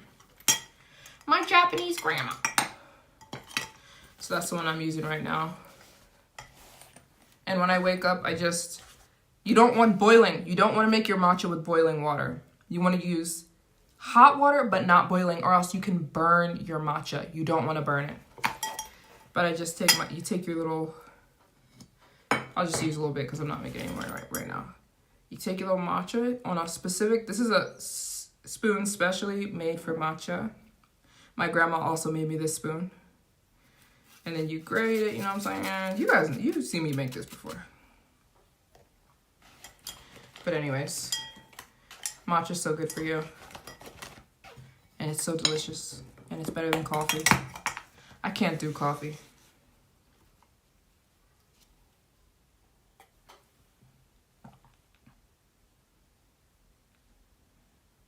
Yeah, don't make your matcha with boiling water. Don't do that. Don't do it. You're going to burn the matcha, and then it's going to lose all of its nutritional value. Pre-boiling, like when it's starting to boil, but not boiling, because you're going to burn the leaves. Matcha is ground leaves, you know? You can burn it. You don't want to burn it. I also drink hojicha. Where is my hojicha? I also drink hojicha. This is the hojicha I got when I was in Japan. Hojicha is burnt matcha. You know? It's matcha that's roasted. And this is for you to drink at nighttime. I don't have Zelle, actually. I think that's only for people in the US. But I have Cash App, and you can donate literally right here on the chat if you want to. Looks like somebody wants to make a donation. Which I told them. There's no point of this. Over. My battery's getting low. We got time. Do you enjoy reading the Bible? I do enjoy reading the Bible. Very much. Very much. Ow. I love reading in general. Well, obviously the Bible's the best book, but I just love reading. I love reading so much. It's actually what I've been doing instead of, like, because I'm always on a lot of flights, and I find when I read when I'm on a flight, the flight just, it goes by so fast, and I'm so relaxed. Versus watching movies or listening to music. I kind of don't do that when I'm on flights anymore. I get my books out, cover to cover. I have read the Bible cover to cover one time. But I don't usually do that. But I think that's important. Someone told me that was important. But I've never, other than once, very recently, I read it cover to cover. But I need a new Bible because my Bible's falling apart at the seams. Like the what's it called? The spine of the Bible is ripping. So I need to get a new Bible. I need to find one. There's a lot of Bibles here, actually, where I am right now. What's something cool? Oh, something cool. Someone said, what's something cool I've gotten on my travels? This is cool. The Himba women made this for me. They make these little bracelets for you. Where if you visit the Himba women, they'll carve little bracelets for you. And one of the Himba women made this for me. I asked her to put a fish on it because, you know, the symbol for being a Christian is a fish, you know? So she made me a little fish bracelet. You know, because the fish represents Jesus follower. And she made this, like, when I was sitting right in front of her. It's a little bracelet. Yeah, that's cool. Something else cool I bought was the Yao women made this for me. You guys saw me visit the Yao women in China, the women with the world's longest hair. They use these combs to, like, stimulate hair growth, you know what I'm saying? And it feels so good, especially when I use it here. You're meant to use it on your neck and on your scalp. It feels so good. And this is made out of the Chinese bamboo. And the Yao women carved this for me as a present when I went to visit them. Which country is she now? Who? Who's she? Me? Is she me? I don't know who you're talking about.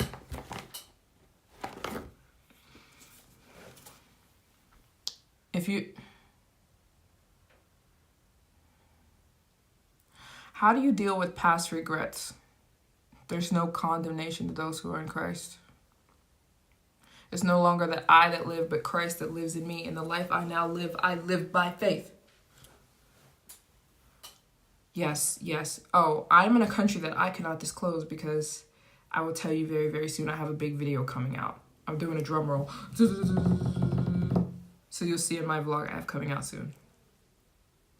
Also, the country I'm in right now is, it's okay. It's okay. It's just like a lot of people know me here, and like I have run into like a lot of issues with that before. People like showing up at my hotel.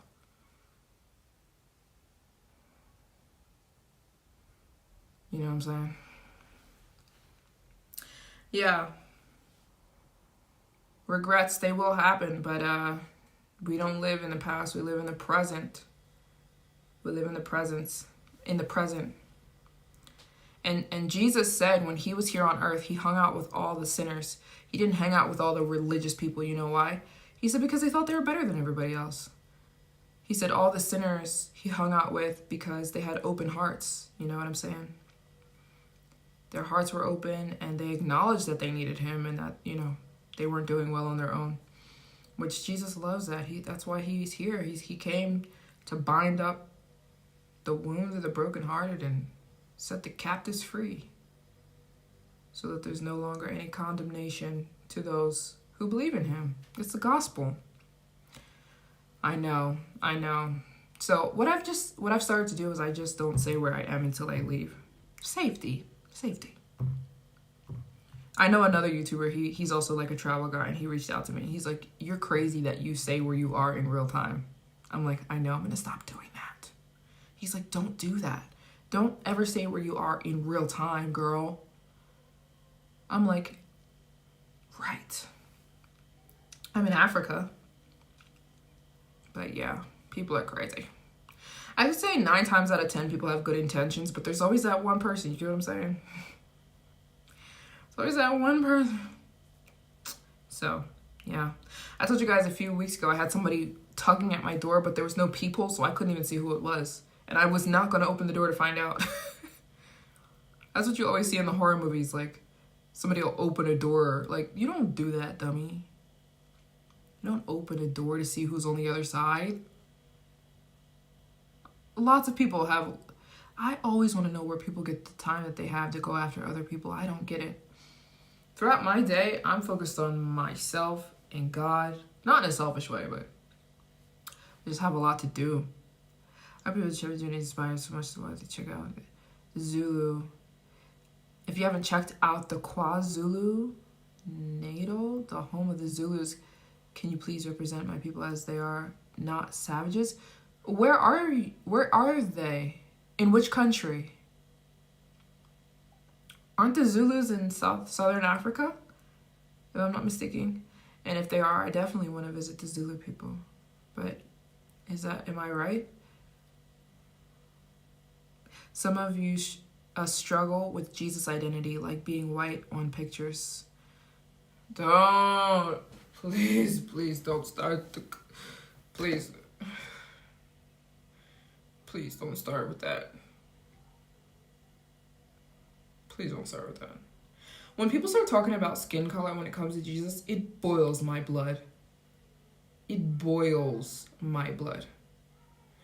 Why the heck would it matter what color Jesus was?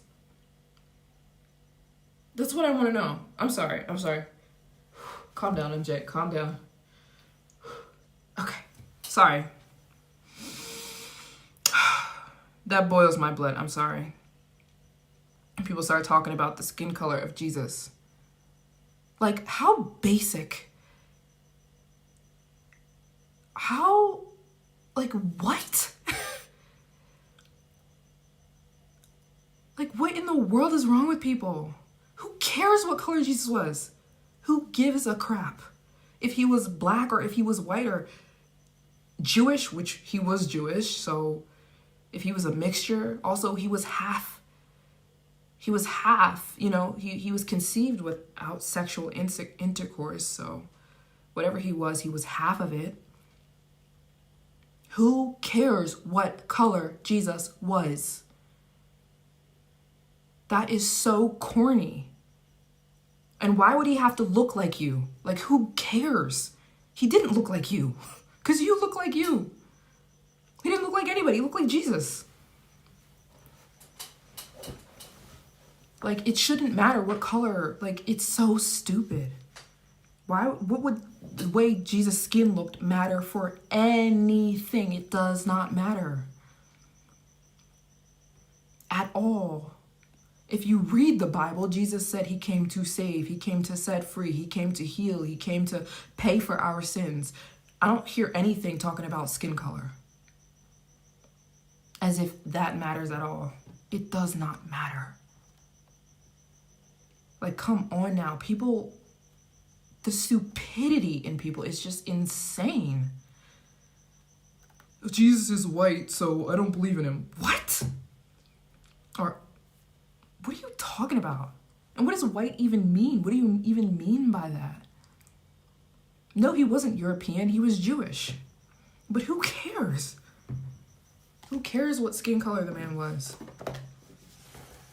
And why that even would matter at all. It does not matter what color you are, what color I am, what color anybody is. And people who make the Bible about skin color is insane. Like the Hebrew Israelites. Don't get me started. Don't get me started on the Hebrew Israelites.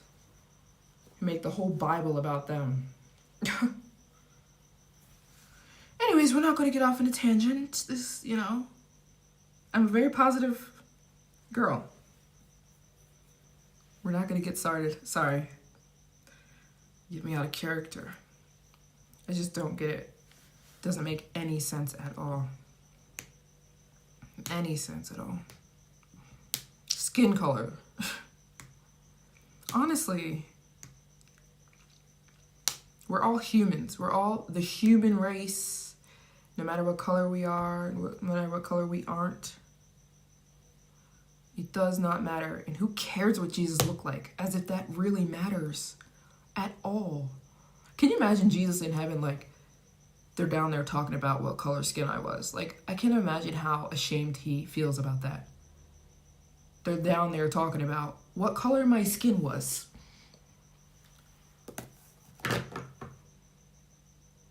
Of all things, I'm telling them I'm forgiving them for their sins. I'm telling them I'm giving them an option not to go to hell. I'm telling them to love each other. And they're talking about what color my skin was?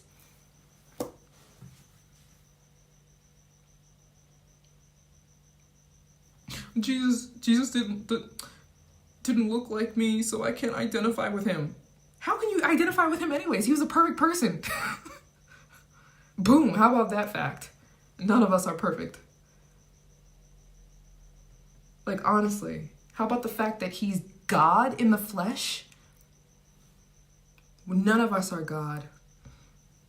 So we can't identify with him in it at all. And people who need Jesus to be black so that they can believe in him.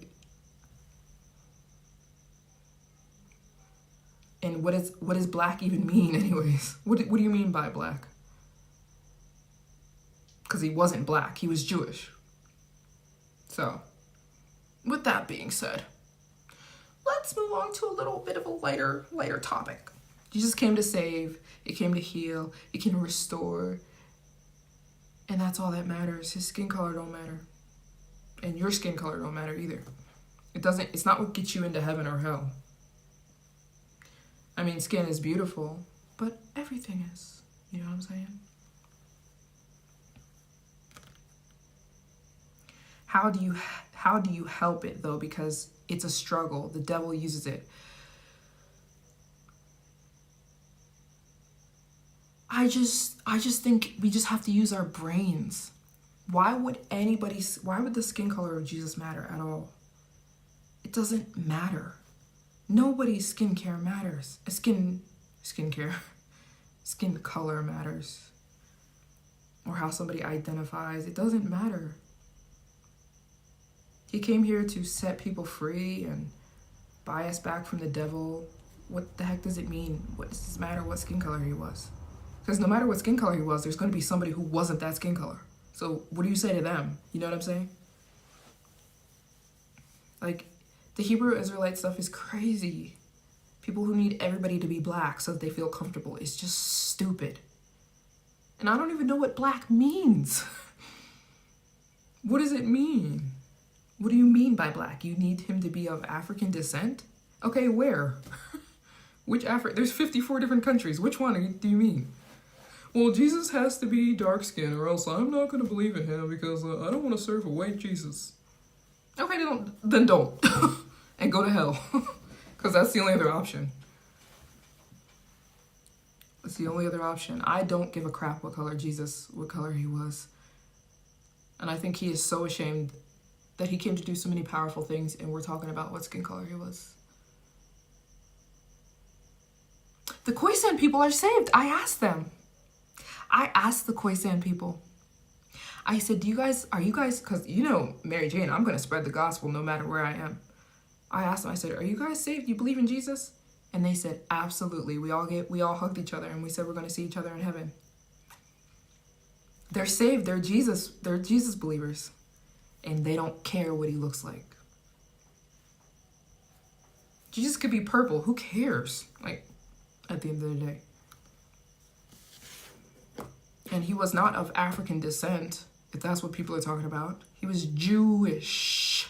And there's nothing wrong with that. Who cares? He was half human anyways. Well, he was full human, but like, you know what I'm saying. He wasn't conceived the regular way we're all conceived. It's... Okay. Yeah. We always... Every live stream, we end up talking about the Hebrew Israelites stuff. Why does this happen? Why does this happen? Every live stream, we start talking about the Hebrew Israelites. It's definitely not on purpose. Somebody always says something about Jesus' skin color for some reason, and it just boils my blood. I can't. There's not, as if it matters. You know what melanin is for? Sun protection. That's what it's for. It doesn't get you into heaven or hell. That's all, you get what I'm saying? That's all it is. Okay? Don't let the devil use such stupid tactics to get you all caught up, you know what I'm saying? Don't let him use that. He loves you. He loves everyone, and he's not the divider. That's what humans do. That's what we do. We divide. He's not the divider. He's not gonna perpetuate hierarchies of people. That's not his thing. That's exactly the opposite. That's exactly why the Jews hated him and killed him. Because he was like, no, I'm here for everybody. And they were like, what? He was like, no, I'm here for everybody. And they were so offended because they were like, the Messiah, you're only here for us Jews. He's like, no, I'm here for the entire world. And he told his disciples to spread the gospel everywhere. He's like, I'm about to leave. I want you to spread the gospel to every nation. What does that mean? Everybody. Every human being. Period. Because there's always going to be somebody left out. You get what I'm saying? So if he's black, then the white's going to be left out. If he's white, the blacks and the Asians. If he's Asian, then the what? You know what I'm saying? Who cares? Who cares?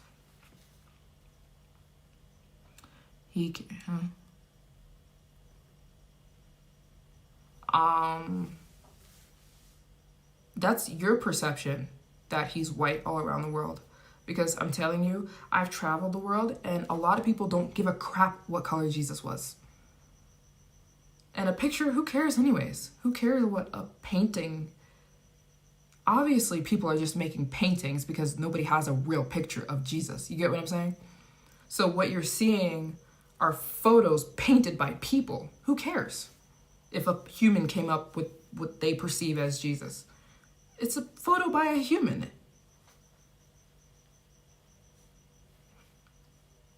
I grew up Christian and I went to many different churches, you know, and I would say I grew up in a predominantly white neighborhood. And I went to predominantly white churches for the most part, and I didn't hear one sermon on the skin color of Jesus. I didn't really even see that many pictures of Jesus because it didn't matter. So me growing up in a white, I would say I grew up very white, very much in a white neighborhood, very much all my friends were white. It was just the area I grew up in, where I'm from in New Jersey. It's just very white. And so all my friends were white. I went to white churches. I went to all these different, and never, ever, ever, ever did I hear a sermon about Jesus being white. They never even put up pictures of him being white saying, this is Jesus. Ever. We learned about the gospel. We learned about what Jesus came here to do. So it was never a thing about Jesus. It was never about what he looked like. That's so corny. Who would boil down Jesus and make him seem like he looked like something and then that mattered? We never saw him. Nobody alive has seen Jesus physically. So if you've seen a painting of Jesus and he was white, so what? It's a painting. I could paint something right now. That doesn't make it Jesus. You know what I'm saying? And I came from that field. I came from the white. I wouldn't call it white, you know what I'm saying? But I did grow up in a white neighborhood. I did grow up, I'm from New Jersey. I'm from South Jersey. It's very white. It's very Christian. I was homeschooled, so that put me even in a more like white category. And never did I hear a sermon on Jesus being white. We never talked about what he looked like. And no one made me feel ostracized, like I didn't look like Jesus. We never talked about his physicality. And the churches I went to, I never saw like a picture of Jesus, only like the wooden carvings of him on the cross, but I've never seen like a picture of like, I know they exist, but who cares? It's somebody's painting. So I'm just saying it does not matter. That's all I'm saying.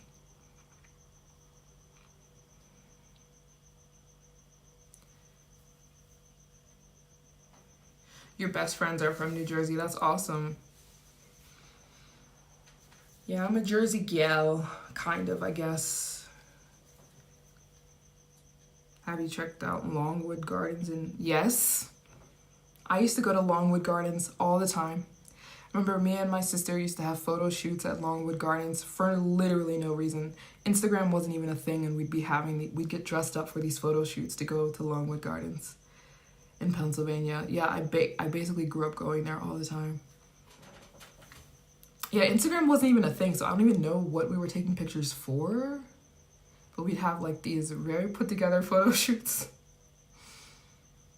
And I remember, this is way before I was a YouTuber. That's how I knew, like, I don't know, maybe I was meant to be a YouTuber. I used to make these like really dramatic videos. I'd put music behind it and they'd be like slow motion. When I was at Longwood Gardens, I'd put these videos together. It was like foreshadowing that I was going to become a YouTuber, and I'd show these videos to my family. They'd be like, okay, cool. I've been to Hawaii, but not for long. I need to go back.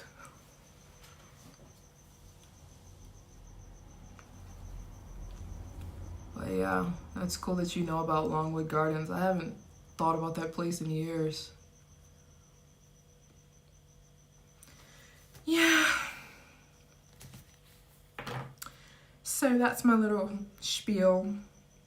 Listen, hey, at least you know if you start talking about the Hebrew Israelite stuff on Maryjane's channel, she's not into it. Not this girl. It's just stupidity. I feel like, I don't want to be rude, but like, it just shows your intellectual level. Like, I hope that doesn't sound rude. But like, what kind of intellectual level are you at if you're talking about Jesus' skin color and like it means something? When there's so much good stuff in the Bible to be talking about. There's so much in there. You're talking about his skin? Let me stop. I had my friend run in the field and pretend to be a Bollywood star. Yeah, it's that kind of place for sure.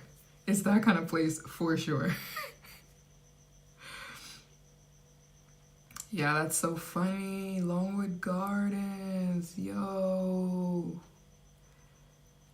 I used to go there all the time.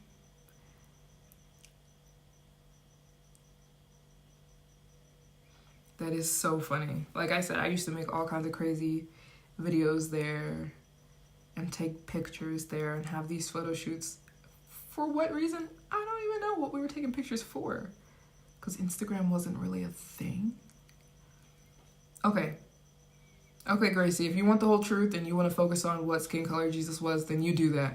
I'll be focused on spreading the gospel to as many people I possibly can and telling everybody, black, white, Asian, Spanish, whatever, that Jesus loves them. Boom.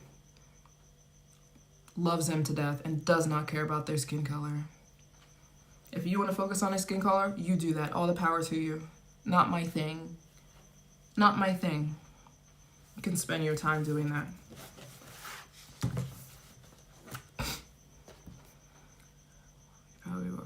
You probably will. Right.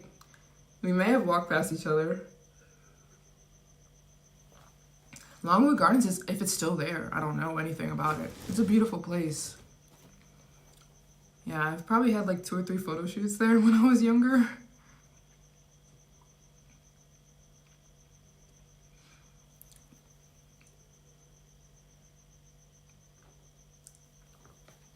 Okay, I'm not gonna keep arguing with you. Okay.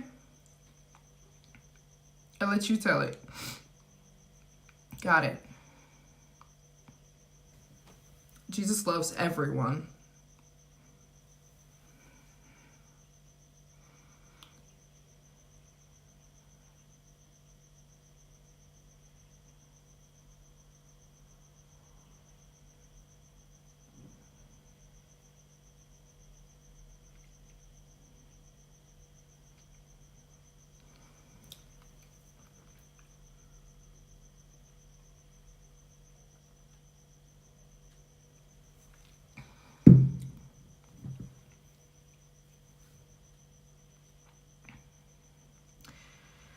For real, for real. For real, for real. At its core, it's a cult. At its core. It's so messed up. I think the message we should be spreading as Christians is the love of Jesus, like that he came here with such an amazing purpose. You know what I'm saying? There's other things to focus on for sure. So many good things that don't divide people, you know? The skin color thing divides people because there's always going to be somebody left out, you know?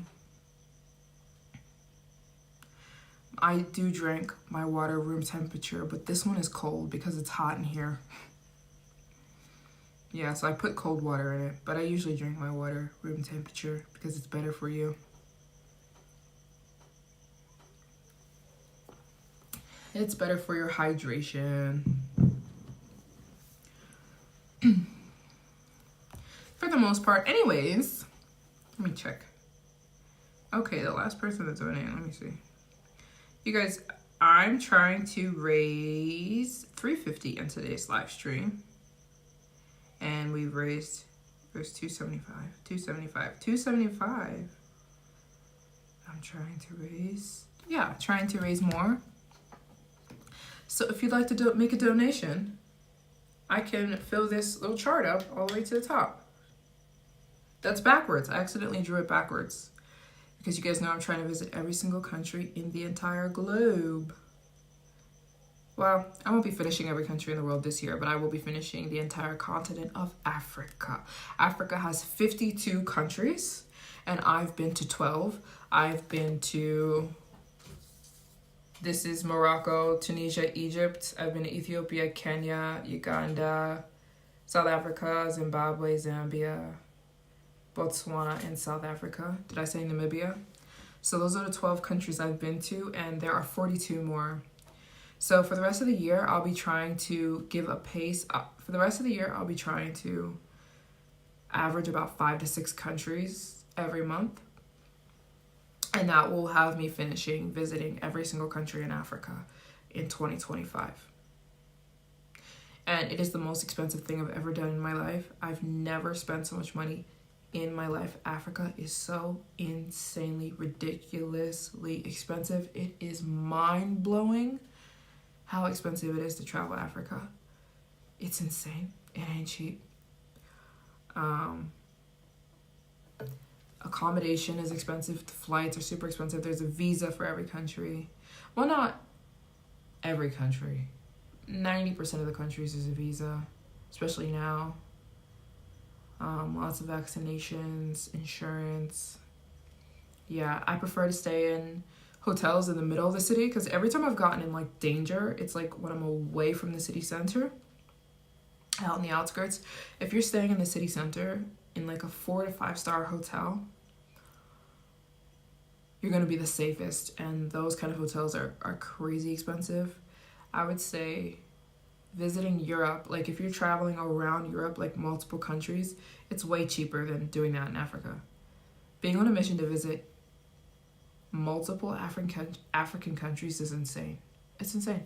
And this is not just my opinion. I was asking these travelers the other day. I met this couple the other day when we were on the boat. If you guys saw the short I posted, I was on a boat with like a bunch of other people. We were seeing the seals. There's like seals on the coast of like southern Africa. And I was asking them, I'm like, isn't Africa expensive? They were like, it's insane. It's insane. That's why you see like a lot of older couples, they all travel around Africa. You'll see that a lot because like they're retired. And like you literally have to be either retired and, you know, wealthy. You have to be wealthy in some sense to travel multiple countries in Africa. You know what I'm saying? It's crazy. Africa's crazy. Crazy expensive. It's only cheap if you live here. You get what I'm saying? It's because tourism is a big part of the economy. Yeah, for sure. They can charge you what they want to charge you. Because they're like, you're going to have to pay it. We're going to charge you what we want to charge. You know what I'm saying? But Europe is oh my gosh. I always thought Africa, well, I had assumed it was cheaper than it actually is. It's crazy expensive. It's insane. So anyways, I've been doing a lot of fundraising because visiting every country in Africa is going to cost me it's going to cost me around $500,000 easily. So anyways, that's what your girl's doing. But we're going to finish this one way or another. Yeah, everyone thinks we're so rich here. Like every time there's like tourism here, they charge you even more because they're like, you gotta be rich. Because traveling Africa is crazy crazy expensive. And I mean like trying to do like multiple countries, you know what I'm saying? Which I want to do. I don't ever want to travel somewhere and just visit one country, you know what I'm saying? Like, if you're doing multiple countries, I mean, it's even expensive if you're doing one country. Depending on where you're going. But, oh boy. I've never spent so much traveling. I've never spent so much money traveling in my life than coming to Africa. It's insane. So when you're traveling around Africa, like you're going on these safaris and you know what I'm saying? You're doing this stuff, you always around like retired old people. Like I meet so many retired like old couples because they're the only ones, like, you know, they're retired and like they've got money, so like they've done their living, and you know what I'm saying? And so they're the only ones who can afford it. To do multiple countries like this, it's insane. It's crazy expensive. Which country are you most nervous or scared to visit? You are so brave. Some of these African nations scare me a bit to visit. Yeah, I'm not really afraid of anything these days, I've learned. The fear thing has just kind of gone. I'm just not afraid of anything, so that's why I think I'm the perfect person to visit every country in the world, because like nothing scares me anymore. So I know people tell me to be wary of like the Congo and Sudan, Somalia, Eritrea, or something like that, but I could care less.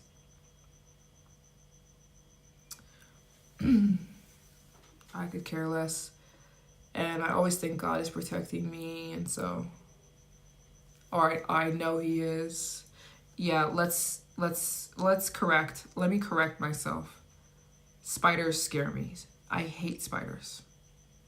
So yeah, this is really the only thing I'm afraid of. But yeah, we're gonna figure it out. I know people tell me Congo is It's dangerous, but we'll figure it out. We'll figure it out. I'm not afraid of snakes. I used to have a pet snake.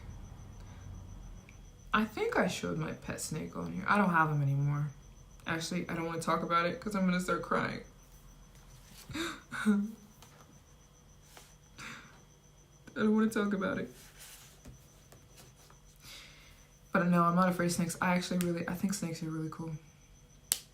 Africans hike the price once they hear your accent. I know. As soon as they hear, but they can tell American. Like, I feel like most people can tell that I'm American. Whether, I don't know, just certain giveaways. And so once they hear American, they rack that price through the roof.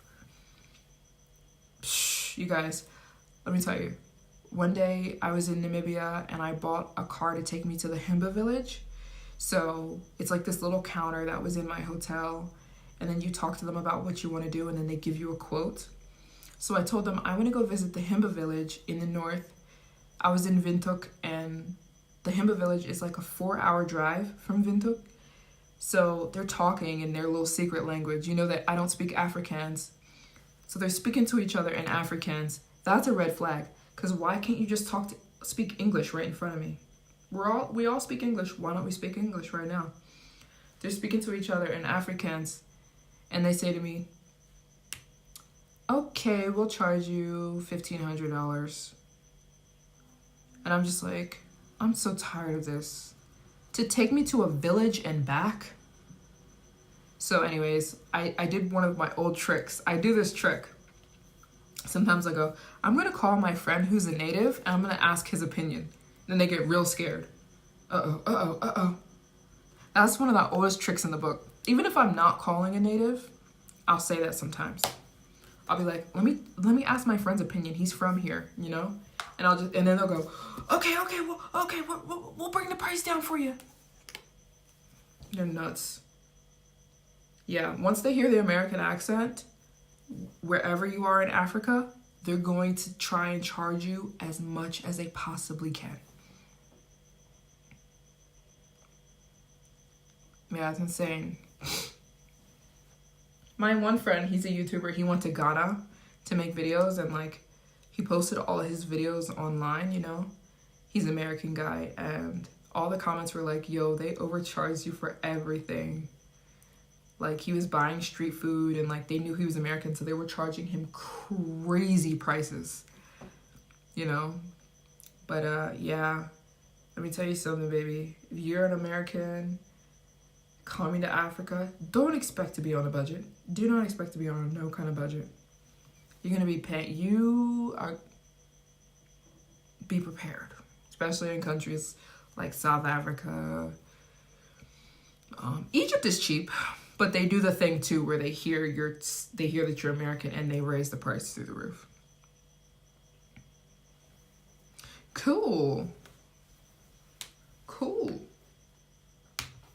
Awesome sauce. What time is it?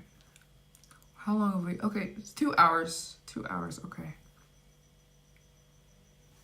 We're at 2 hours. Cool. I need some chapstick. Yeah, so, what would you guys say is, well, I'm gonna go to all the countries, obviously, but I'm trying to decide, like, second week of May, if I'm gonna go to Ghana first or Nigeria first. Which one should I go to first? Because if I go to Ghana first, I won't go to Nigeria for like another 2 months. If I go to Nigeria first, I won't go to Ghana for like another 2 months. Like I have to pick one of those to go to in May because I'll be hopping down to Southern Africa. Ghana. Okay, that's what I was kind of thinking. I'm going to go to both eventually, but I'm trying to think of which one do I want to go to in May. All right. I think I'm going to go there in May, like the second week, because it's going to be close to the country that I'll be in, which I'm excited. Although the things people tell me about Ghana, I don't necessarily do. Like, a lot of people tell me that they have a big party scene, but I don't party. I've been to one party in my life, and I was 19. I was 18 years old the last time I went to a party, and I don't want to go to another one. So a lot of people tell me, oh, Ghana has a big party scene, but I was like, I don't do that. I don't do music festivals either. I don't do music festivals. I don't attend anything where people are drinking, and if there's any nasty music, I don't listen to that. So like, I need other suggestions about Ghana, because a lot of people tell me that. And I'm like, but that's not my thing. If people are drinking and like stuff at a party, I'm not going. Or if people are, they're big into carnival. See, I don't do that kind of stuff. So maybe I can have some different suggestions for when it comes to Ghana. Maybe I'll just try a lot of their food and stick to that. Maybe I'll stick to that. Stick to the food scene. Because you will not see MJ Barnum at no party. It's just not going to happen. I can't even picture that. When I say I've been to one party in my life, I've been to one party in my life. And I hated every minute of it. It's not my thing.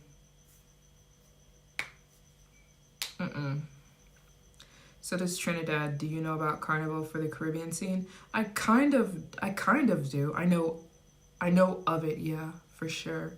But it's not something I would do or involve myself in. It's not. If you're into that, that's amazing. I know it's very cultural, so that's really cool, but it's just, I would never. I'm not putting my body on display. Nope. What experience are your country do you look forward to coming up soon? I talked about this in the last live stream. I'm so excited to go to Uganda. Like, I'm dying to go to Uganda. And I will be there in about 3.5 weeks. I'm waiting for rainy season to be over. Rainy season lasts from about December to late May. But I'm going back to Uganda to see the gorillas. They've got gorillas in the wild, and you literally can go hang out with the gorillas in the wild. I'm going. So I'm just waiting for rainy season to be over, and I'm heading straight to Uganda. I can't wait. I'm also very excited about Somalia. I can't wait to go to Somalia. To me, it's just a freaking cool country. Those are my kind of countries, if you can't tell. I like the countries that nobody wants to go to. They're my favorite. And that people go, why would you go there? Those are my favorite kind of countries. That's definitely Somalia. I know I'm going to be very pleasantly surprised.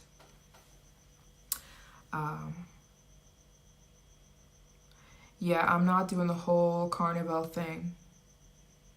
Not doing it. Not my thing.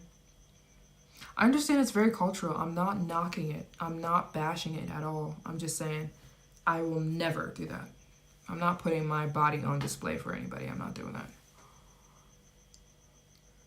No, thank you. But if you are from the Caribbean and you do that kind of thing, I think that's cool. For you, it's really cool.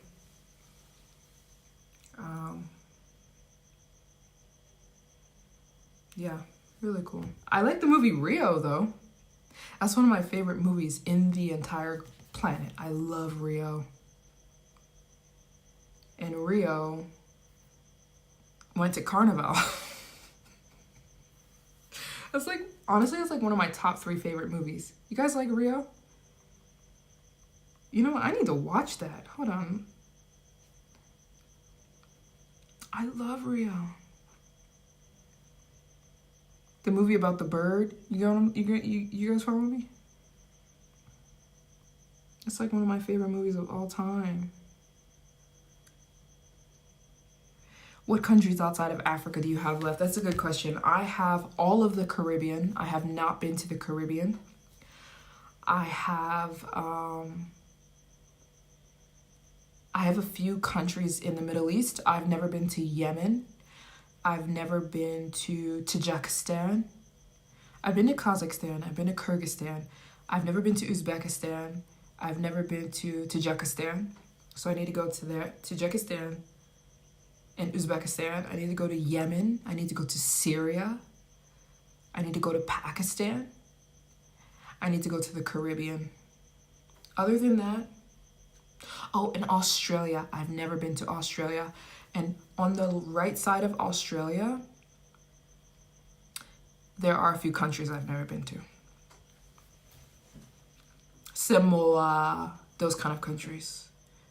Micronesia, they're little tiny countries that sit beside Australia. So, like I said, when I finish Africa, it's going to take me 2 seconds to finish the rest of the world because it's just little countries peppered around, but it's going to take me no time at all. Very quick work after Africa's finished. I've done all of South America. I visited every single country in South America.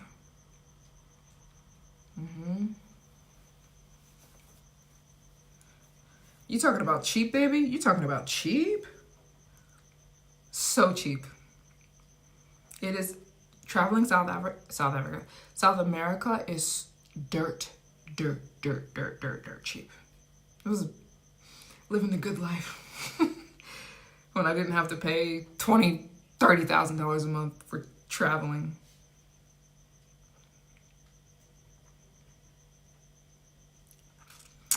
But yeah, I've done all of South America. It was very easy. Asia's cheap. Southeast Asia is very cheap too, so maybe very similar.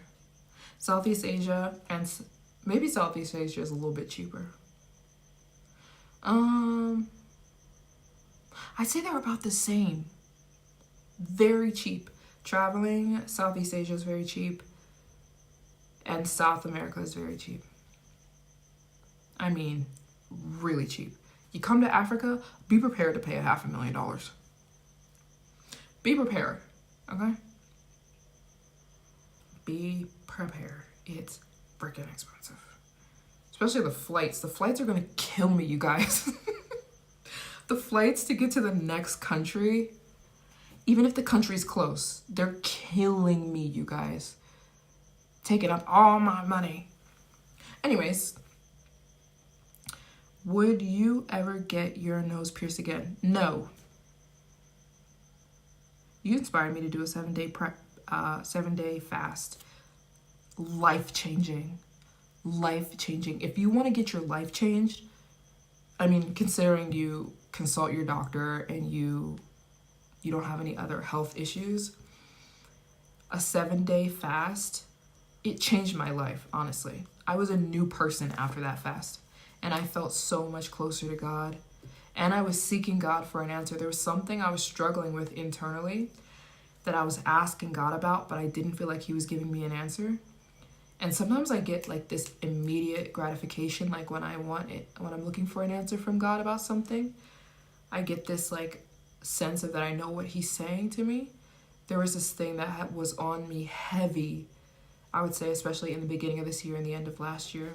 I needed an answer from God badly. And so I said, with the 7-day fast I did, I said, God, I want you to answer me during this fast. Because he promised in the Bible that what we prayed for during a fast, we would receive, given we had the faith. And so I was looking for an answer to a question I had. And he gave it to me. But it was like on the last day of the fast. Fasting is so powerful. I would say it's necessary for the Christian walk. It's very necessary. And you become so sensitive, it's crazy. But yeah, the 7-day fast changed my life. Changed my life. Only the first 2 days are hard for me. The rest of the days become easy. Gotta kill the flesh. You gotta kill that flesh. You want to go to Guatemala. Guatemala is so beautiful. Also a ridiculously ridiculously cheap country. You won't spend any money in Guatemala, and the food is so good. So good. I loved Guatemala, and everyone's so sweet there. The people are so sweet and kind. I grew up with a lot of Guatemalans, so I already knew that they were so sweet, but they're just the sweetest people. Whoa, another random subject. Sexual purity is the toughest journey. The struggle is real. That was left field. Thinking about English abroad, but you're thinking about working as an English teacher abroad, but you can't decide whether Japan or China. Any recommendations? I know you have been to both countries. Not only have I been to both countries, I've lived in both countries. I would say it depends on you and why you're going there. I would say if you're going there,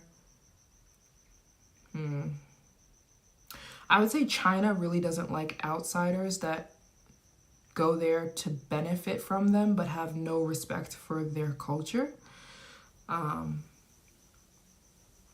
Like, they're really big on that. So like, if you're going there to enjoy the Chinese culture and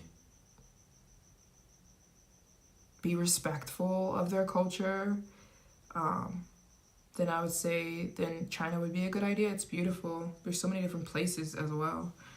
But they're not really big on outsiders who go there and then disrespect their culture. That's the only thing I can say that turns away people sometimes, and they get treated badly by the locals because the locals can kind of feel that. It depends on why you want to go. Do you have a love for China or a love for Japan? Because I would say that's almost necessary. I would say Japan and China aren't countries that you just go to just to wing it. No. You need to have a love for China or a love for Japan. Otherwise, I don't even think you'll enjoy it, because the culture is so different from anywhere else in the world. And so it's a big culture shock. You know what I'm saying? Even for me, when I first went to China, it took me about 3 months to actually like it, because the culture shock just hit me in the face. But then I began to appreciate it and love it, and then I adapted to China. Does that make sense? I didn't make them feel like they had to adapt to me. I adapted to them. I'm like, I'm in your territory. I should adapt to you and be respectful to you and do things the way you want them done, and not just see how I can profit off of being in your country. But I know a lot of people who go there and then they're totally disrespectful to the culture, and they don't even have a love or appreciation for the place they're in, and so they're miserable. I don't think you should move anywhere in the world just to benefit from that place. I think a passion needs to be there for that place. You know what I'm saying? You heard Japan is very strict, a lot of rules. Depends on what you mean strict. For me, I don't break any of the rules in Japan, don't have a desire to, but sure, you could call it strict. But it's not like, it doesn't affect me in any way at all. I don't know why you'd want to go to Japan and break the rules though. You know what I'm saying? But sure, they run a tight ship. That's why they are one of the safest countries in the world, and I love it. You've been on a fast for 4 days, no food. My longest feel like I was floating in space. Yeah, I get that analogy. I totally get that analogy. It's crazy. But fasting is one of the most powerful things I think you can do. It's crazy. It makes sense, thanks. I'm not much of a city person, so I was leaning more to Japan. You're not a city person? So you're leaning more to Japan, but China seems beautiful as well. I mean, you're talking so many different countries, and I mean, so many different towns and cities. So it's hard to say Japan and China, because there's so many different cities in China, and there's so many different countrysides in China. Same for Japan. Tokyo is completely different from Kyoto, which is completely different from Hokkaido, which is completely different from Okinawa, which is, you know what I'm saying? So you can't really blanket the whole country. There's towns and cities in both, but I would say whichever one you like more, they're completely opposite. Japan is so different from China. China is so different from Japan. So I would say do your research and see which one you want to go to, because they are not similar at all. At all. They are so different. And funny thing is, they hate each other. Japanese people hate Chinese people. Chinese people hate Japanese people. Even a lot of my Chinese friends went on vacation to Japan and they had to go back home because the racism was so bad. They're very prejudiced against each other. So like, I would just say make a good decision based on what you like. If you like Japan, go to Japan. Do a ton of research, because they are night and day different. Extremely different. Japan is more cutesy, you know. China's not very cutesy, but not in a bad way. Oh, that's so sweet, Timothy. What a sweet thing to say. I would say it's easier to be in Japan for sure. There's a lot more welcoming of foreigners. Where China, they're very selective, you know what I'm saying? If they want to bring you in, and if they like your vibe, but they're not just like these cuddle bunnies like Japanese people are. But that's, again, I'm not saying that in a bad way.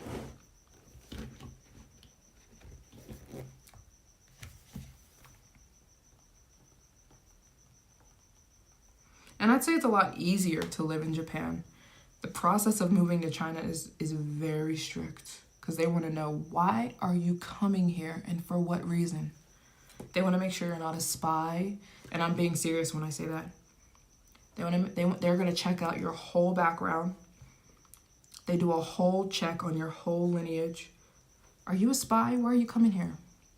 They're going to do all that. China's going to do all that. They're going to give, you know what I'm saying? They're going to ask you, do you plan on learning our language? Can you speak Chinese? Because that's important to them.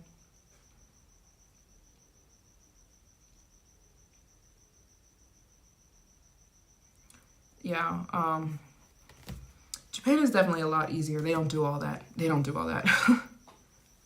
Yeah, China ain't happy with Americans right now. And they're real skeptical. So they're like, if you're trying to move there, they want to know, what are you doing here, buddy? What do you want? Are you a spy? Yeah, they're crazy. They're real selective with the let-in process. But do your research. Well, you can watch any of my videos. I'm also a person of color, and I lived there for 3.5 years, and no one was ever racist to me. I speak fluent Chinese. I literally speak. I was there to learn the language. I went to school. I've been all over China. No one was ever prejudiced or rude to me or racist. No one ever said anything racist. You'll get looked at, though, for sure. But,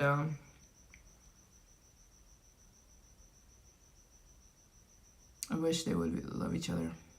How beautiful those interwoven cultures are. No, they don't love each other. They hate each other. Japanese and Chinese people can't stand each other. And they're very offended when people call them each other. Like, if people can't tell the difference, I can tell the difference. Hi! But they're so different, so whichever place draws you more, you know what I'm saying? Whichever place draws you more. I think they're both beautiful. I love them for different reasons. For way different reasons. They will always be a sort of home for me. A kind of home for me. You know? And I speak Japanese.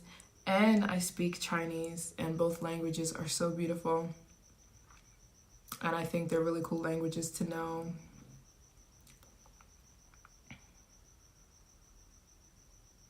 Japanese people and Chinese people look completely different.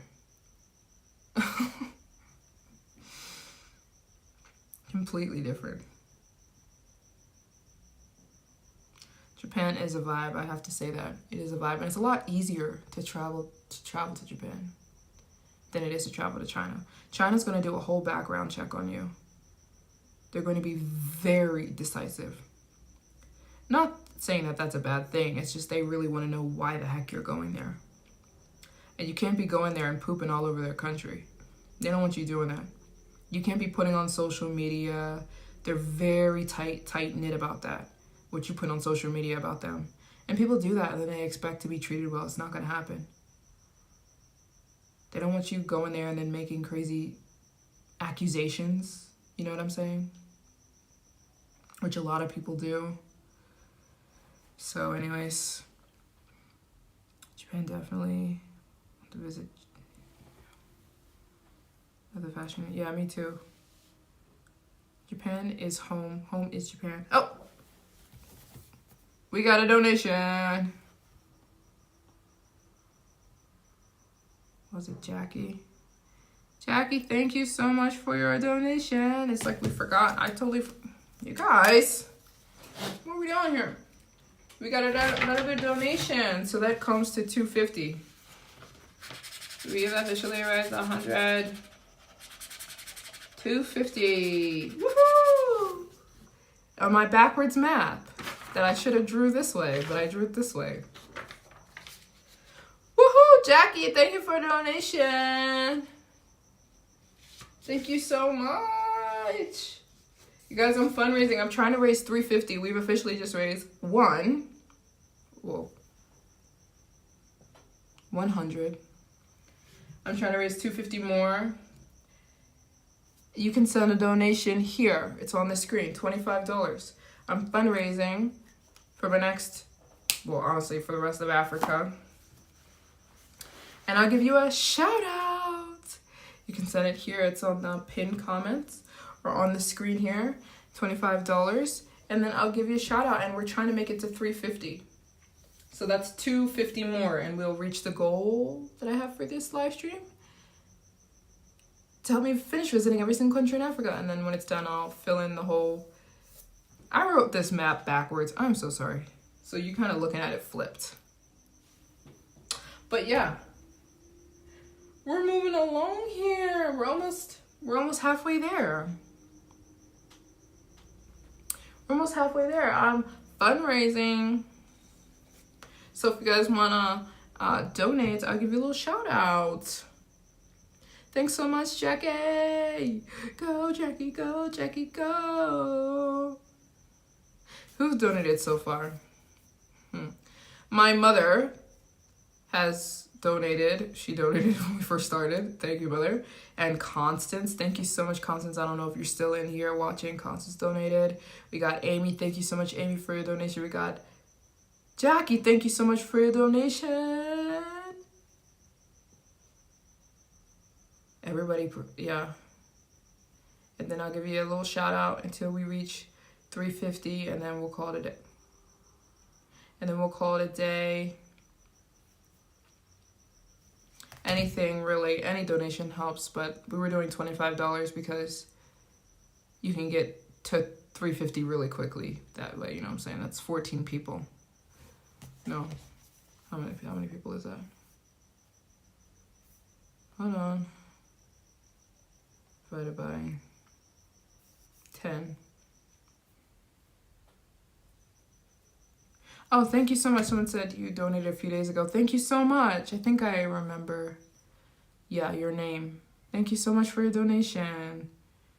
And if you want to donate again in the future, that's appreciated. Thank you very much, but not necessary. Thank you so much for your contribution. You are lightening this load of me trying to visit every country in the world, which is cray. Sometimes I think I'm out of my mind trying to do this because it's so hard. But I'm never going to give up. And you guys who choose to reach out and help me, it's life-changing. It's life-changing. It is a lifeline, and you're definitely a part of the goal because you can't do it without you guys. It's humbling, and I'm so grateful. Yeah.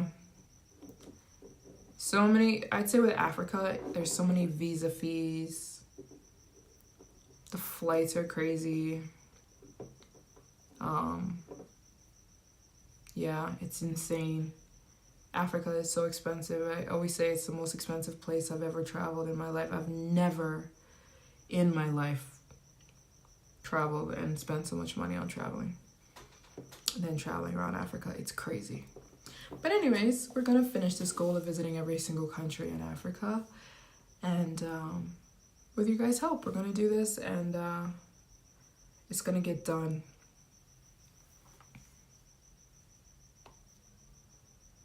You may never make it to every country, but you can. But I can visit them because of you, Han. Don't make me cry. You're gonna make me cry. Don't say that. Oh my god. Honestly, I try to do that. I honestly try to do that. Like, I try to bring you guys with me and show you. Maybe you'll never go to this place I'm going, you know, wherever the country is, but at least you can visit through me, or maybe it'll spark some kind of interest in you to just go to one place I've been to.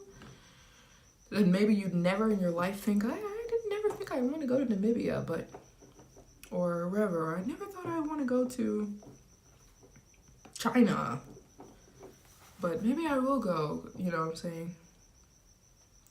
But yeah. It would be crazy. I honestly couldn't do this without you guys in so many ways. It would definitely be a lot less meaningful too if I were just doing this on my own. I mean, I don't know if I could, but it'd be a lot less meaningful, a lot less. So, yeah, it's awesome.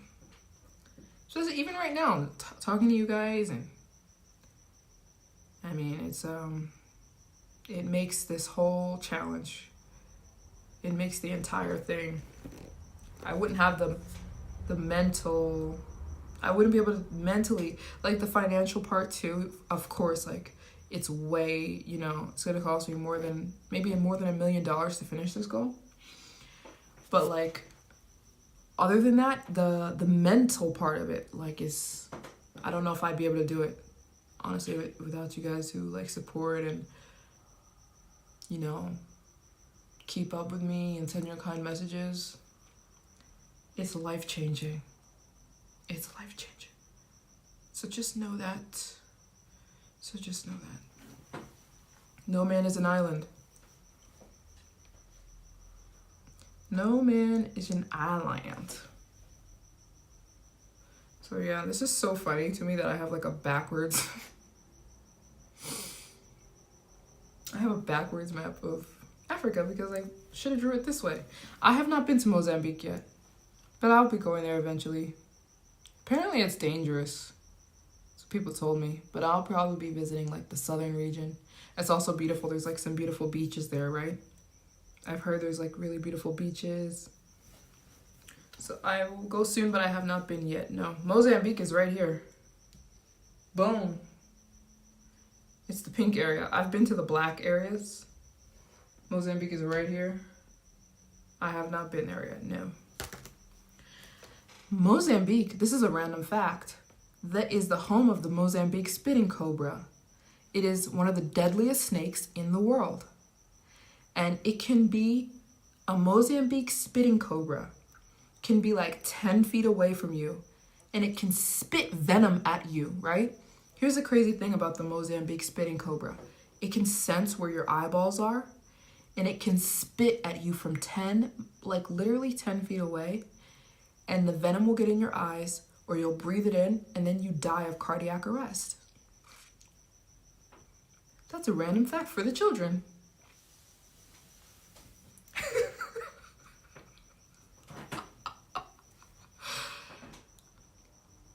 What? It's true. What? It's just a fact about a snake. God made a snake. I'm just telling you. So yeah, they have the Mozambique spitting cobras in Mozambique. That's what I know about Mozambique. I will visit Angola. I will go there too. Home of the Portuguese, right? The Portuguese people live there. There's a lot of prejudice against the Angola. When I was in Namibia, they were very prejudiced against the Angola people. But I'm like, you're right next to Angola. But they were saying some very rude things about the... If you're from Angola, are you called Angolese? What are you called if you're from Angola? What are you called? Mozambique is also home of the black mamba. Angolan. You're called Angolan. Oh, okay. I said Angolese. Whoops. Cool. Yeah, I'll be there. I'm not doing the Southern African countries for a little bit. I'm kind of doing the top. I'm kind of working my way from the top here down, like a little bit more, a little bit easier right now. Yeah, wear those shoes with the jingle bells on them.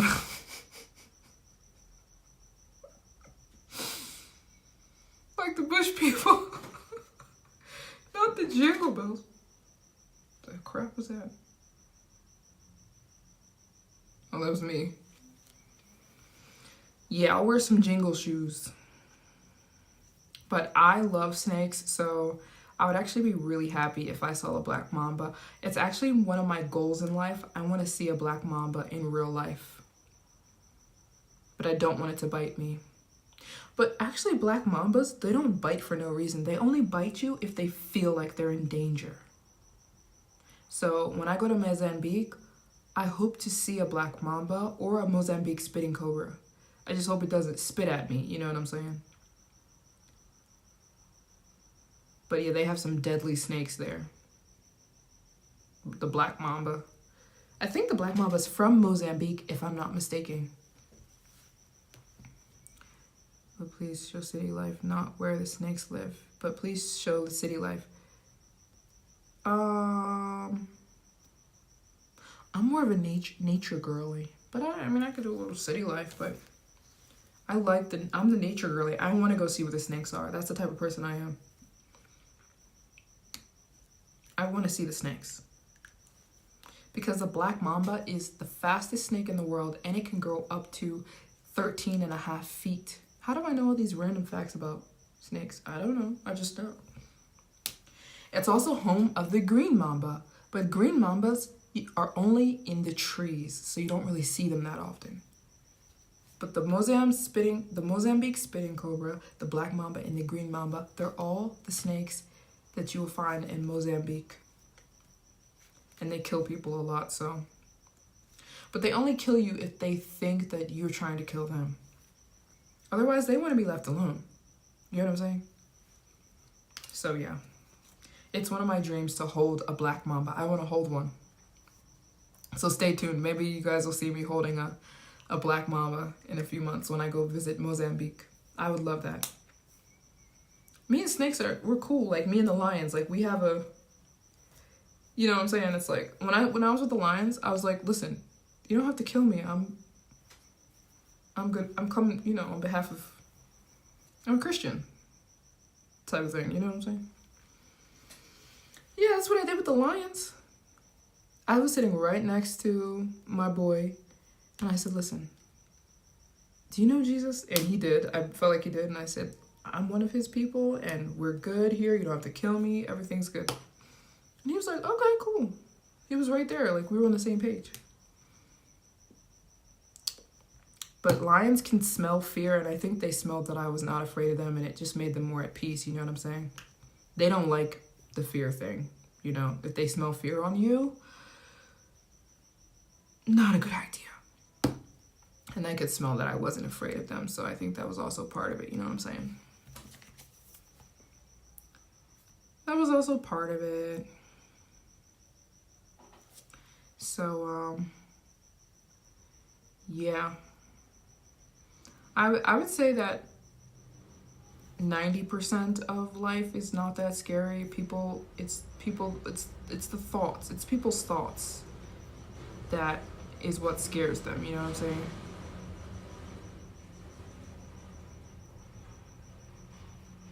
The crap? I don't want my laptop to die. We might shorten this live. Let me see. We'll do a couple more minutes because it's not rain. It's somebody dragging something. because it stopped. But yeah, I said I'm staying in somebody's house right now. I'm in an Airbnb because I'm a little bit on the countryside right now. So, but yeah, the people here are very nice and very accommodating. Like, I was struggling today trying to figure out how to get food. Like, I didn't know how to get food. I didn't know where to go. I wanted to buy water. I wanted to buy lemons. I need my lemon water. I need to drink this every day. So I'm like, I'm asking the people from my Airbnb, how can I get food? How can I get water? How can I get lemons? And they helped me out so much. They personally drove me to the grocery store, which I didn't know where the heck it was. People here who are very accommodating and very nice to me. So, yeah, I'm in somebody's house. I'm staying in somebody's house. So there's a lot of weird sounds that go on all night. So you hear people moving around a lot. But I'm in a relatively safe area, I think. Yeah. There's travel life. There's a travel life. But 9 times out of 10, I prefer to be in a hotel. So most of the time I'm in a hotel, but right now I'm not. Yeah, I'm good. I'm good. And I can tell when people, you know what I'm saying? These people are so kind where I'm staying, like literally so kind. So kind. Yeah, I'm not a huge fan of Airbnbs either, especially because I travel alone. I don't want to be in somebody's house by myself. And I just prefer the convenience of a hotel. If I need to get somewhere, there's a 24-hour staff, you know what I'm saying? And I just prefer usually the beds are more comfortable, and I just feel a lot more at peace in hotels. But right now I'm in an Airbnb, and it's actually cozy. I'll show you. There's a bed. That's the bed. There's a kitchenette, there's a bathroom. And right outside, literally the family's staying literally right here. So they probably can hear me talking right now, to be honest. But I needed to stay with a family for where I'm at right now. You'll understand when the vlog comes out. Because I haven't said where I am yet, so. You guys will see when the vlog comes out very, very soon in the next few days. But yeah, that's life. You get what I'm saying? That's life. My laptop is dying, so that is absolutely not true. That is a complete and total myth. You completely made that up. Because when I tell you, baby, let me tell you something, baby. Let me tell you something. I love meat. I will eat meat for the rest of my life, and I eat meat for breakfast, lunch, and dinner. And I was standing right next to the lions. And guess what? Me and the lions have the same diet. So what do you mean? Why would an animal smell if you eat other animals? They eat animals. Have you ever seen a lion attack a freaking zebra to the ground? What do you mean? Animals eat animals. I'm lost. You're not making sense here. You're not making sense. And if that were true, then the lions would have hated me because I eat meat. I eat red meat. And I love it, baby. I love me a piece of steak. Thank you. John Henry said peace and prosperity. Thank you so much. Thank you for that. And I don't know if you ever seen a video of a lion, but watch what they eat for breakfast. And then you'll see why that statement is not true.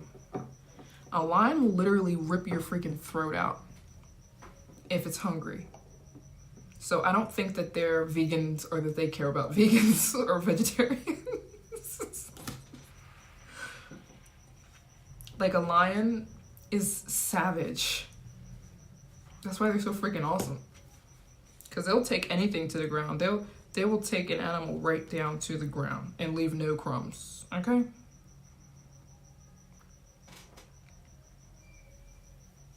I'm talking about wild animals. I'm talking about wild animals, baby girl. I'm in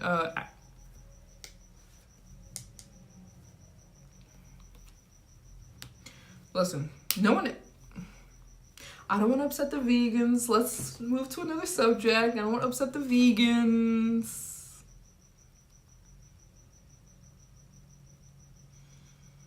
But I'm going to tell you something. MJ Bar could never do the vegan thing again. Never. Never. No, thank you.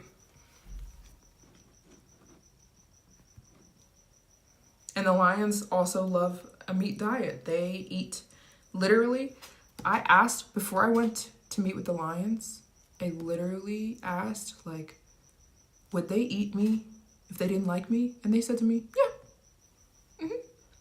I was like, oh, okay. Just wanted to clear that up. And literally, I was sitting right next to the man. I was only with one lion, and I was literally this close to his face, and I was looking into his mouth, and I was like, he could bite my head off with one, like, it would take nothing for that lion to bite my head off.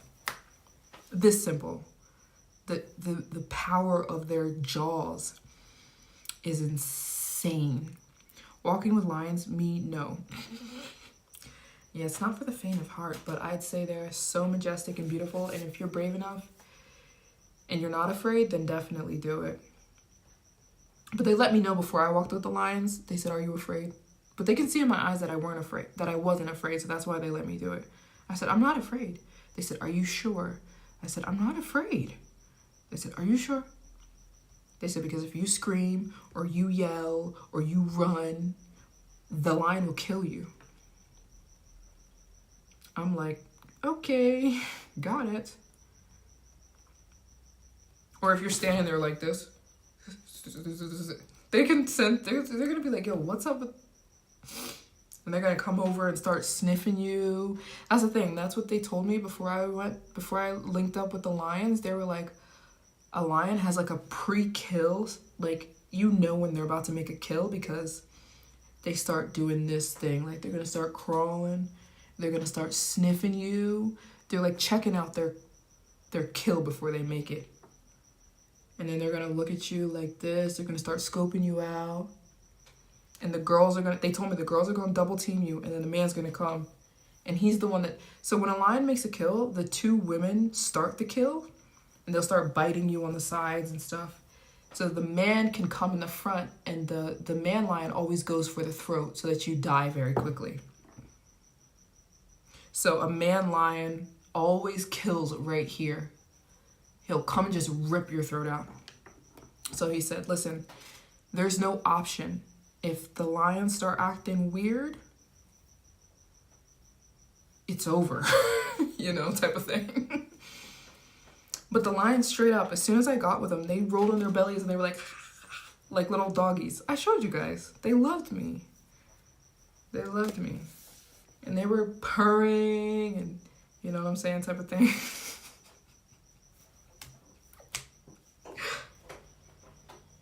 What was that? I should narrate a docuseries. Listen, I don't know. It's pretty simple to me. But listen, God is in control of the animal kingdom, you know. So there's nothing to be afraid of, unless the lions don't like you. Then there's something to be afraid of. There's something to be afraid of. It's pretty much a done bun. It's a done bun. If the lions don't like you, it might be over for you, sweetie. Because even if you run, that's not a good idea. Running only makes it worse, you know what I'm saying? So there's kind of no option. If a lion starts looking at you like it wants to kill you, it might be over for you. Unless God snatches you up. Because running is not an option. You do not run in front of a lion. You're just asking for them to attack you, you know what I'm saying? So they let me know that before I was with the lions. They're like, listen, if you get scared, you cannot run. I'm like, okay, but I wasn't scared. Or scream. Screaming is even worse. They're like, don't scream, do not run, and do not look like you're afraid. You're good. You survived the dome tents. Right, bro. That's how confidence works though, right? Confidence works when you do something crazy and then you're good. Your literal like confidence boosts. It's like a brick system in your mind. When you do something amazing or you do something you didn't think you could ever do, it's like building blocks. Like it just makes the next thing easier. So I've done too many difficult things in my life. So lions, this didn't seem scary. They were big though. They're so big. I don't know if you could even tell in the video how big them dudes were. They were huge. Back of the neck is another kill switch from the spine is back of the neck. But lions always kill here. A lion, if it has the opportunity, is going to rip your throat out. That's how a man lion kills. The women bite you on the sides, and the man always comes in and takes your throat out. That's how lions kill, you know what I'm saying? And they like it. They like a chase. They've got, the testosterone thing. They like to chase things. They like the challenge, like the same thing like a shark. So the worst thing you can do in front of a lion is run. Because now it's almost like you're inviting them to a it's like you're getting in the ring with them. And it's almost impossible to fight that urge when they see something running. They're going to want to kill you. So they said, ma'am, if you get scared, you must not run. Do not run. But they're not like bulls. It's not like you have to guess if they're going to kill you. Like, it's going to be obvious. You know what I'm saying? A bull, you can't tell. A bull will sneak up on you and kill you. A lion, there's always you can always tell. You know what I'm saying? You can always tell whether it likes you or not. Most big cats go for the jugular. We always end up talking about real interesting topics on these live streams. Yeah, we're talking about how a lion kills people. But I honestly think being scared is 90% of it. It's your energy. It's your energy 100%. If you're doing all this and you're terrified, the lion's gonna kill you. It can smell it because now it feels threatened. It wants to know why you're so nervous. The same thing with a horse. Same thing with a horse. My laptop is at 14%. So I think we might be wrapping this live stream up.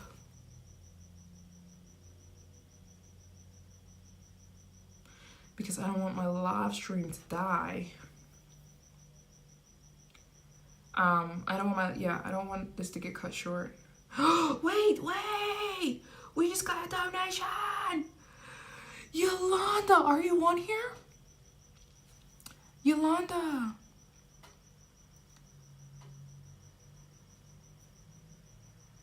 Thank you so much, Yolanda. Did you comment? Yolanda just made a donation. I don't see a comment from Yolanda.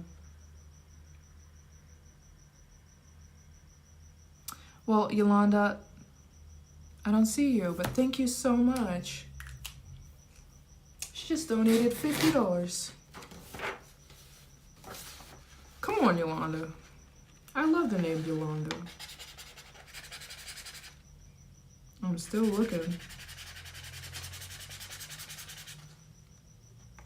You guys, you're helping me. You don't even know how much you're helping me with these donations. You're helping me so much. You just have no idea.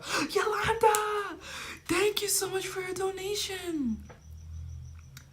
Thank you so much. You have no idea the impact that these donations have. It's another visa.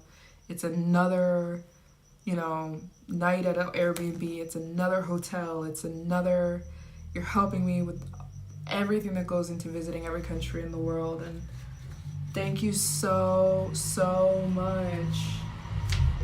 I means so much to me. It goes so far. You have no idea how grateful I am. Thank you so much. I appreciate it so very much. I replied to you a heart.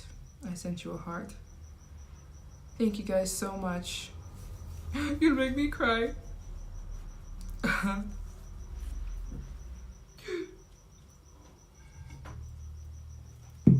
Yeah. What are we doing? We're almost hitting 3 hours here.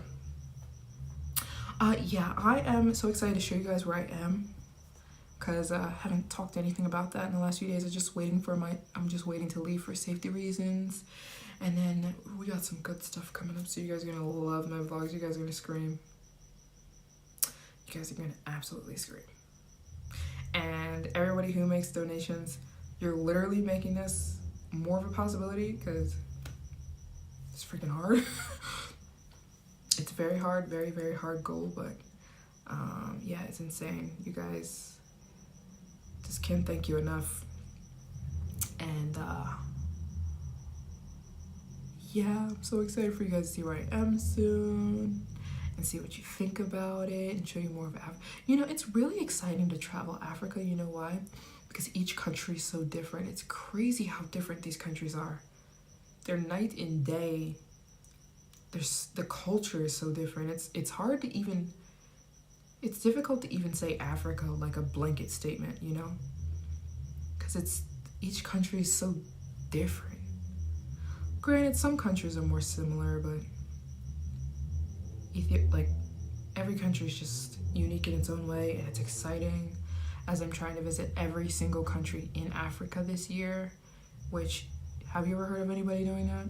Probably not, because it's so difficult. Oh, it's so difficult.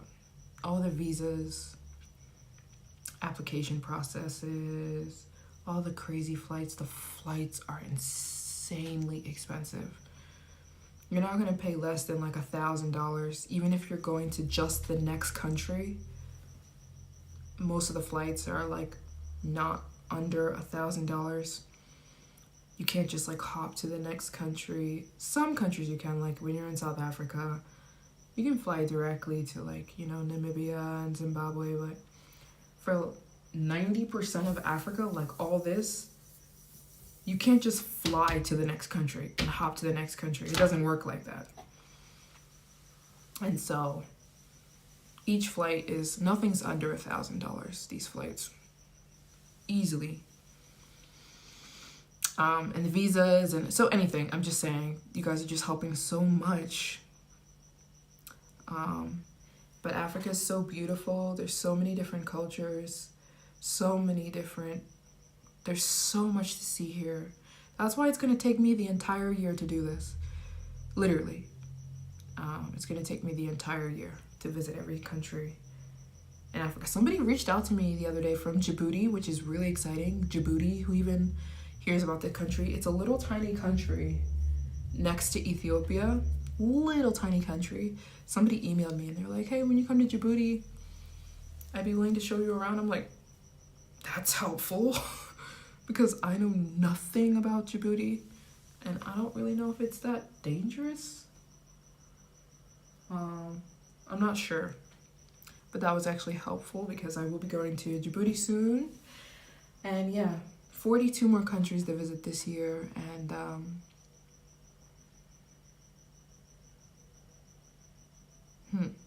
it is not easy, but we're gonna do this. So I'm wondering if we should taper this, maybe do 10 more minutes of this live, and then I'm going to sign off. So far, we've gotten to 150. We've raised 150. Does anyone else want to make a donation before we sign off on this thing? The goal was 350, but that's okay. I can't go much longer on this live stream because, oh, she's still here. Oh, I love doing that. I love putting on like a YouTube video or a live while I clean. That's awesome. Even though we've been saying some crazy stuff. Talking about how animals kill me.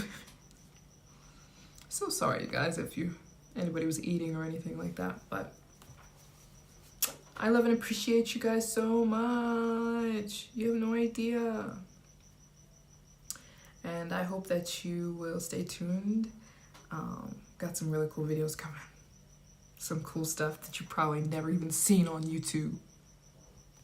See, that's the vibe I want to keep up with. I want to make vlogs that aren't just gonna pop up on your YouTube feed. You know what I'm saying? Like, I want to go places you're like, you went there? You know what I'm saying? Type of thing. Because it just makes, I don't want to do what everybody else is doing, you know?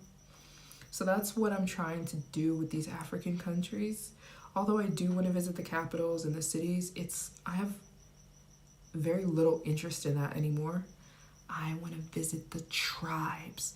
I want to visit the places people don't go, and maybe you didn't even know that this place existed within this country. That's what I've been up to. And so I'm so excited to show you guys. Thank you so much. Thank you so much. Someone said they hope I achieve my goal. Thank you. I also hope so, and we're going at it every day, and this goal is so hard, but you know what? Since this is so hard, it's one of the hardest things you could choose to do with your life is visit every country in the world. Only 251 people have ever done this. More people have gone to space. More people have climbed Mount Everest.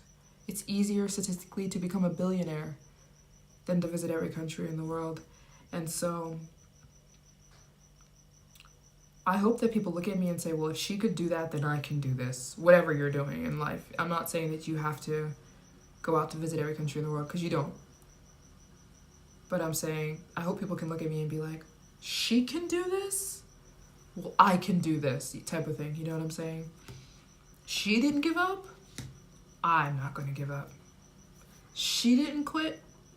I'm not going to quit. Whatever you're doing. Because I'm telling you, baby, unless I'm not breathing anymore, nothing is going to stop me. Nothing. So I hope that you guys are enjoying your lives and your goals, whatever those might be, even if your goal is to become a flight attendant, or if your goal is to get into Oxford, or your goal is to write a book, or your goals, whatever it is, that you go for it. So that one day when you are old and you have grandkids and you're in a rocking chair, you can look at your grandbabies and be like, that's my goal in life. When I'm old, when I'm an old grandma and I'm talking to my grandkids, I can inspire the heck out of them and be like, you can go do this because I went for my dreams, so you can. Before I close, I heard this story that when you're dying, like there's this story, right? And it's like, say you're dying on your deathbed, right? A peaceful death. Say you're dying a peaceful death. Let's say you're 110 years old and you're in the hospital and you're dying. You know you're dying within a couple minutes, and there's a book right next to you, and that book is your life story, right? I forget who said this. This quote is from somebody. Let's say you're dying and there's a book of your life story, and then like a young person walks in to the room while you're dying and he picks up the book of your life. And then when he picks up the book, or he or she picks up the book, you pass away and you die. Who said this quote? I don't know. But that person reading your life story, it should inspire the heck out of them. I don't know if I told the story as well as it sounded when I heard it. But basically it's like, when you're ready to die, which is not a bad thing, in a peaceful way, your life story should be so inspiring. You know what I'm saying? And it doesn't necessarily mean that you have to skydive and jump out of planes. Not at all. It should inspire somebody. You know what I'm saying? The story of you never giving up, or the story that you went for something despite all the odds, or despite, whoever's coming after you. It should inspire somebody. Your life story should inspire the heck out of somebody. And it should make somebody be like, dang, they never gave up. They just kept going for it. That is my life goal. I think you should advertise for any amount of, as everything does help propel you forward. You actually have a touch of hidden comedy. Oh, thank you very much. I appreciate that. I have a touch of hidden comedy. Thank you very much. I appreciate that. Did anyone watch a video of me dancing? I literally watched the video of myself and I was on the floor laughing at myself. Like in tears. I took it down though when the staff at my hotel was watching it. I didn't take it down. I just put it on members only. You have to be a member of the channel to watch it. Also, are you able to reach out to the African YouTubers to collaborate? It may bring some more traction to your channel. It's not really. No. No, not really. When you're following your heart, the universe, oh boy, the universe stuff. Here we go with the universe. If I happen to run into a fellow YouTuber, sure, but I'm definitely not planning anything. But maybe I would run into one while I'm traveling, then that would be really, really cool. But I do know of other travel YouTubers that we plan on collaborating, but we're just never in the same place. But I do plan on collaborating. I told you guys I'm a huge fan of Bald and Bankrupt, and we met. But I don't know any African YouTubers necessarily. But I know of other travel YouTubers that we always have plans to link up. We're just waiting to be in the same place at the same time. But yeah, that'd be really cool. And I plan to do that very, very soon. And so I think my laptop is telling me I'm on 10%. I don't want this thing to shut down. So I think I'm going to see you guys again tomorrow. Depends. We have raised almost half of the goal I had. Actually, exactly half. So thank you so much to everyone who donated. Thank you so much. You are literally lifting this load, this very heavy load, and helping me, and very much a part of this goal to visit every single country in the world. That is very difficult. So I love you guys, especially you guys who drop in to just send me kind messages. You just give me encouragement, and when I tell you it's life-changing, it's life-changing. It really is. I may have given up a long time ago, honestly, if it didn't have so many people cheering me on and believing in me and sticking up for me and rooting for me and helping me. So yeah, it's life-changing. Especially, I'll get these really elaborate emails from you guys. They're life-changing. And so, I love you guys, and I love talking to you guys on live. It's so entertaining. The subjects that come up on live are just so left field. I can never anticipate what we're gonna start talking about. And you know what?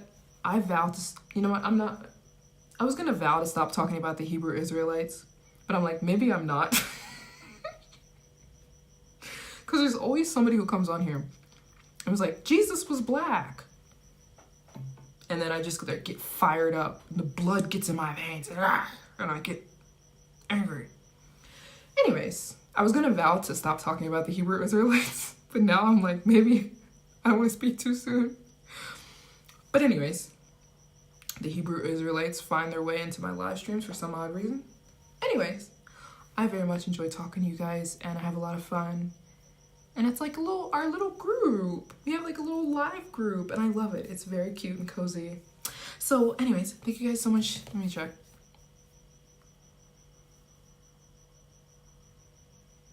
Yeah. I believe I shouted out all the donators, including my mother. My mom always finds her way onto these live streams somehow. And so yeah, I think I'll catch up with you guys another day. I don't want my laptop to die, so I'll see you guys.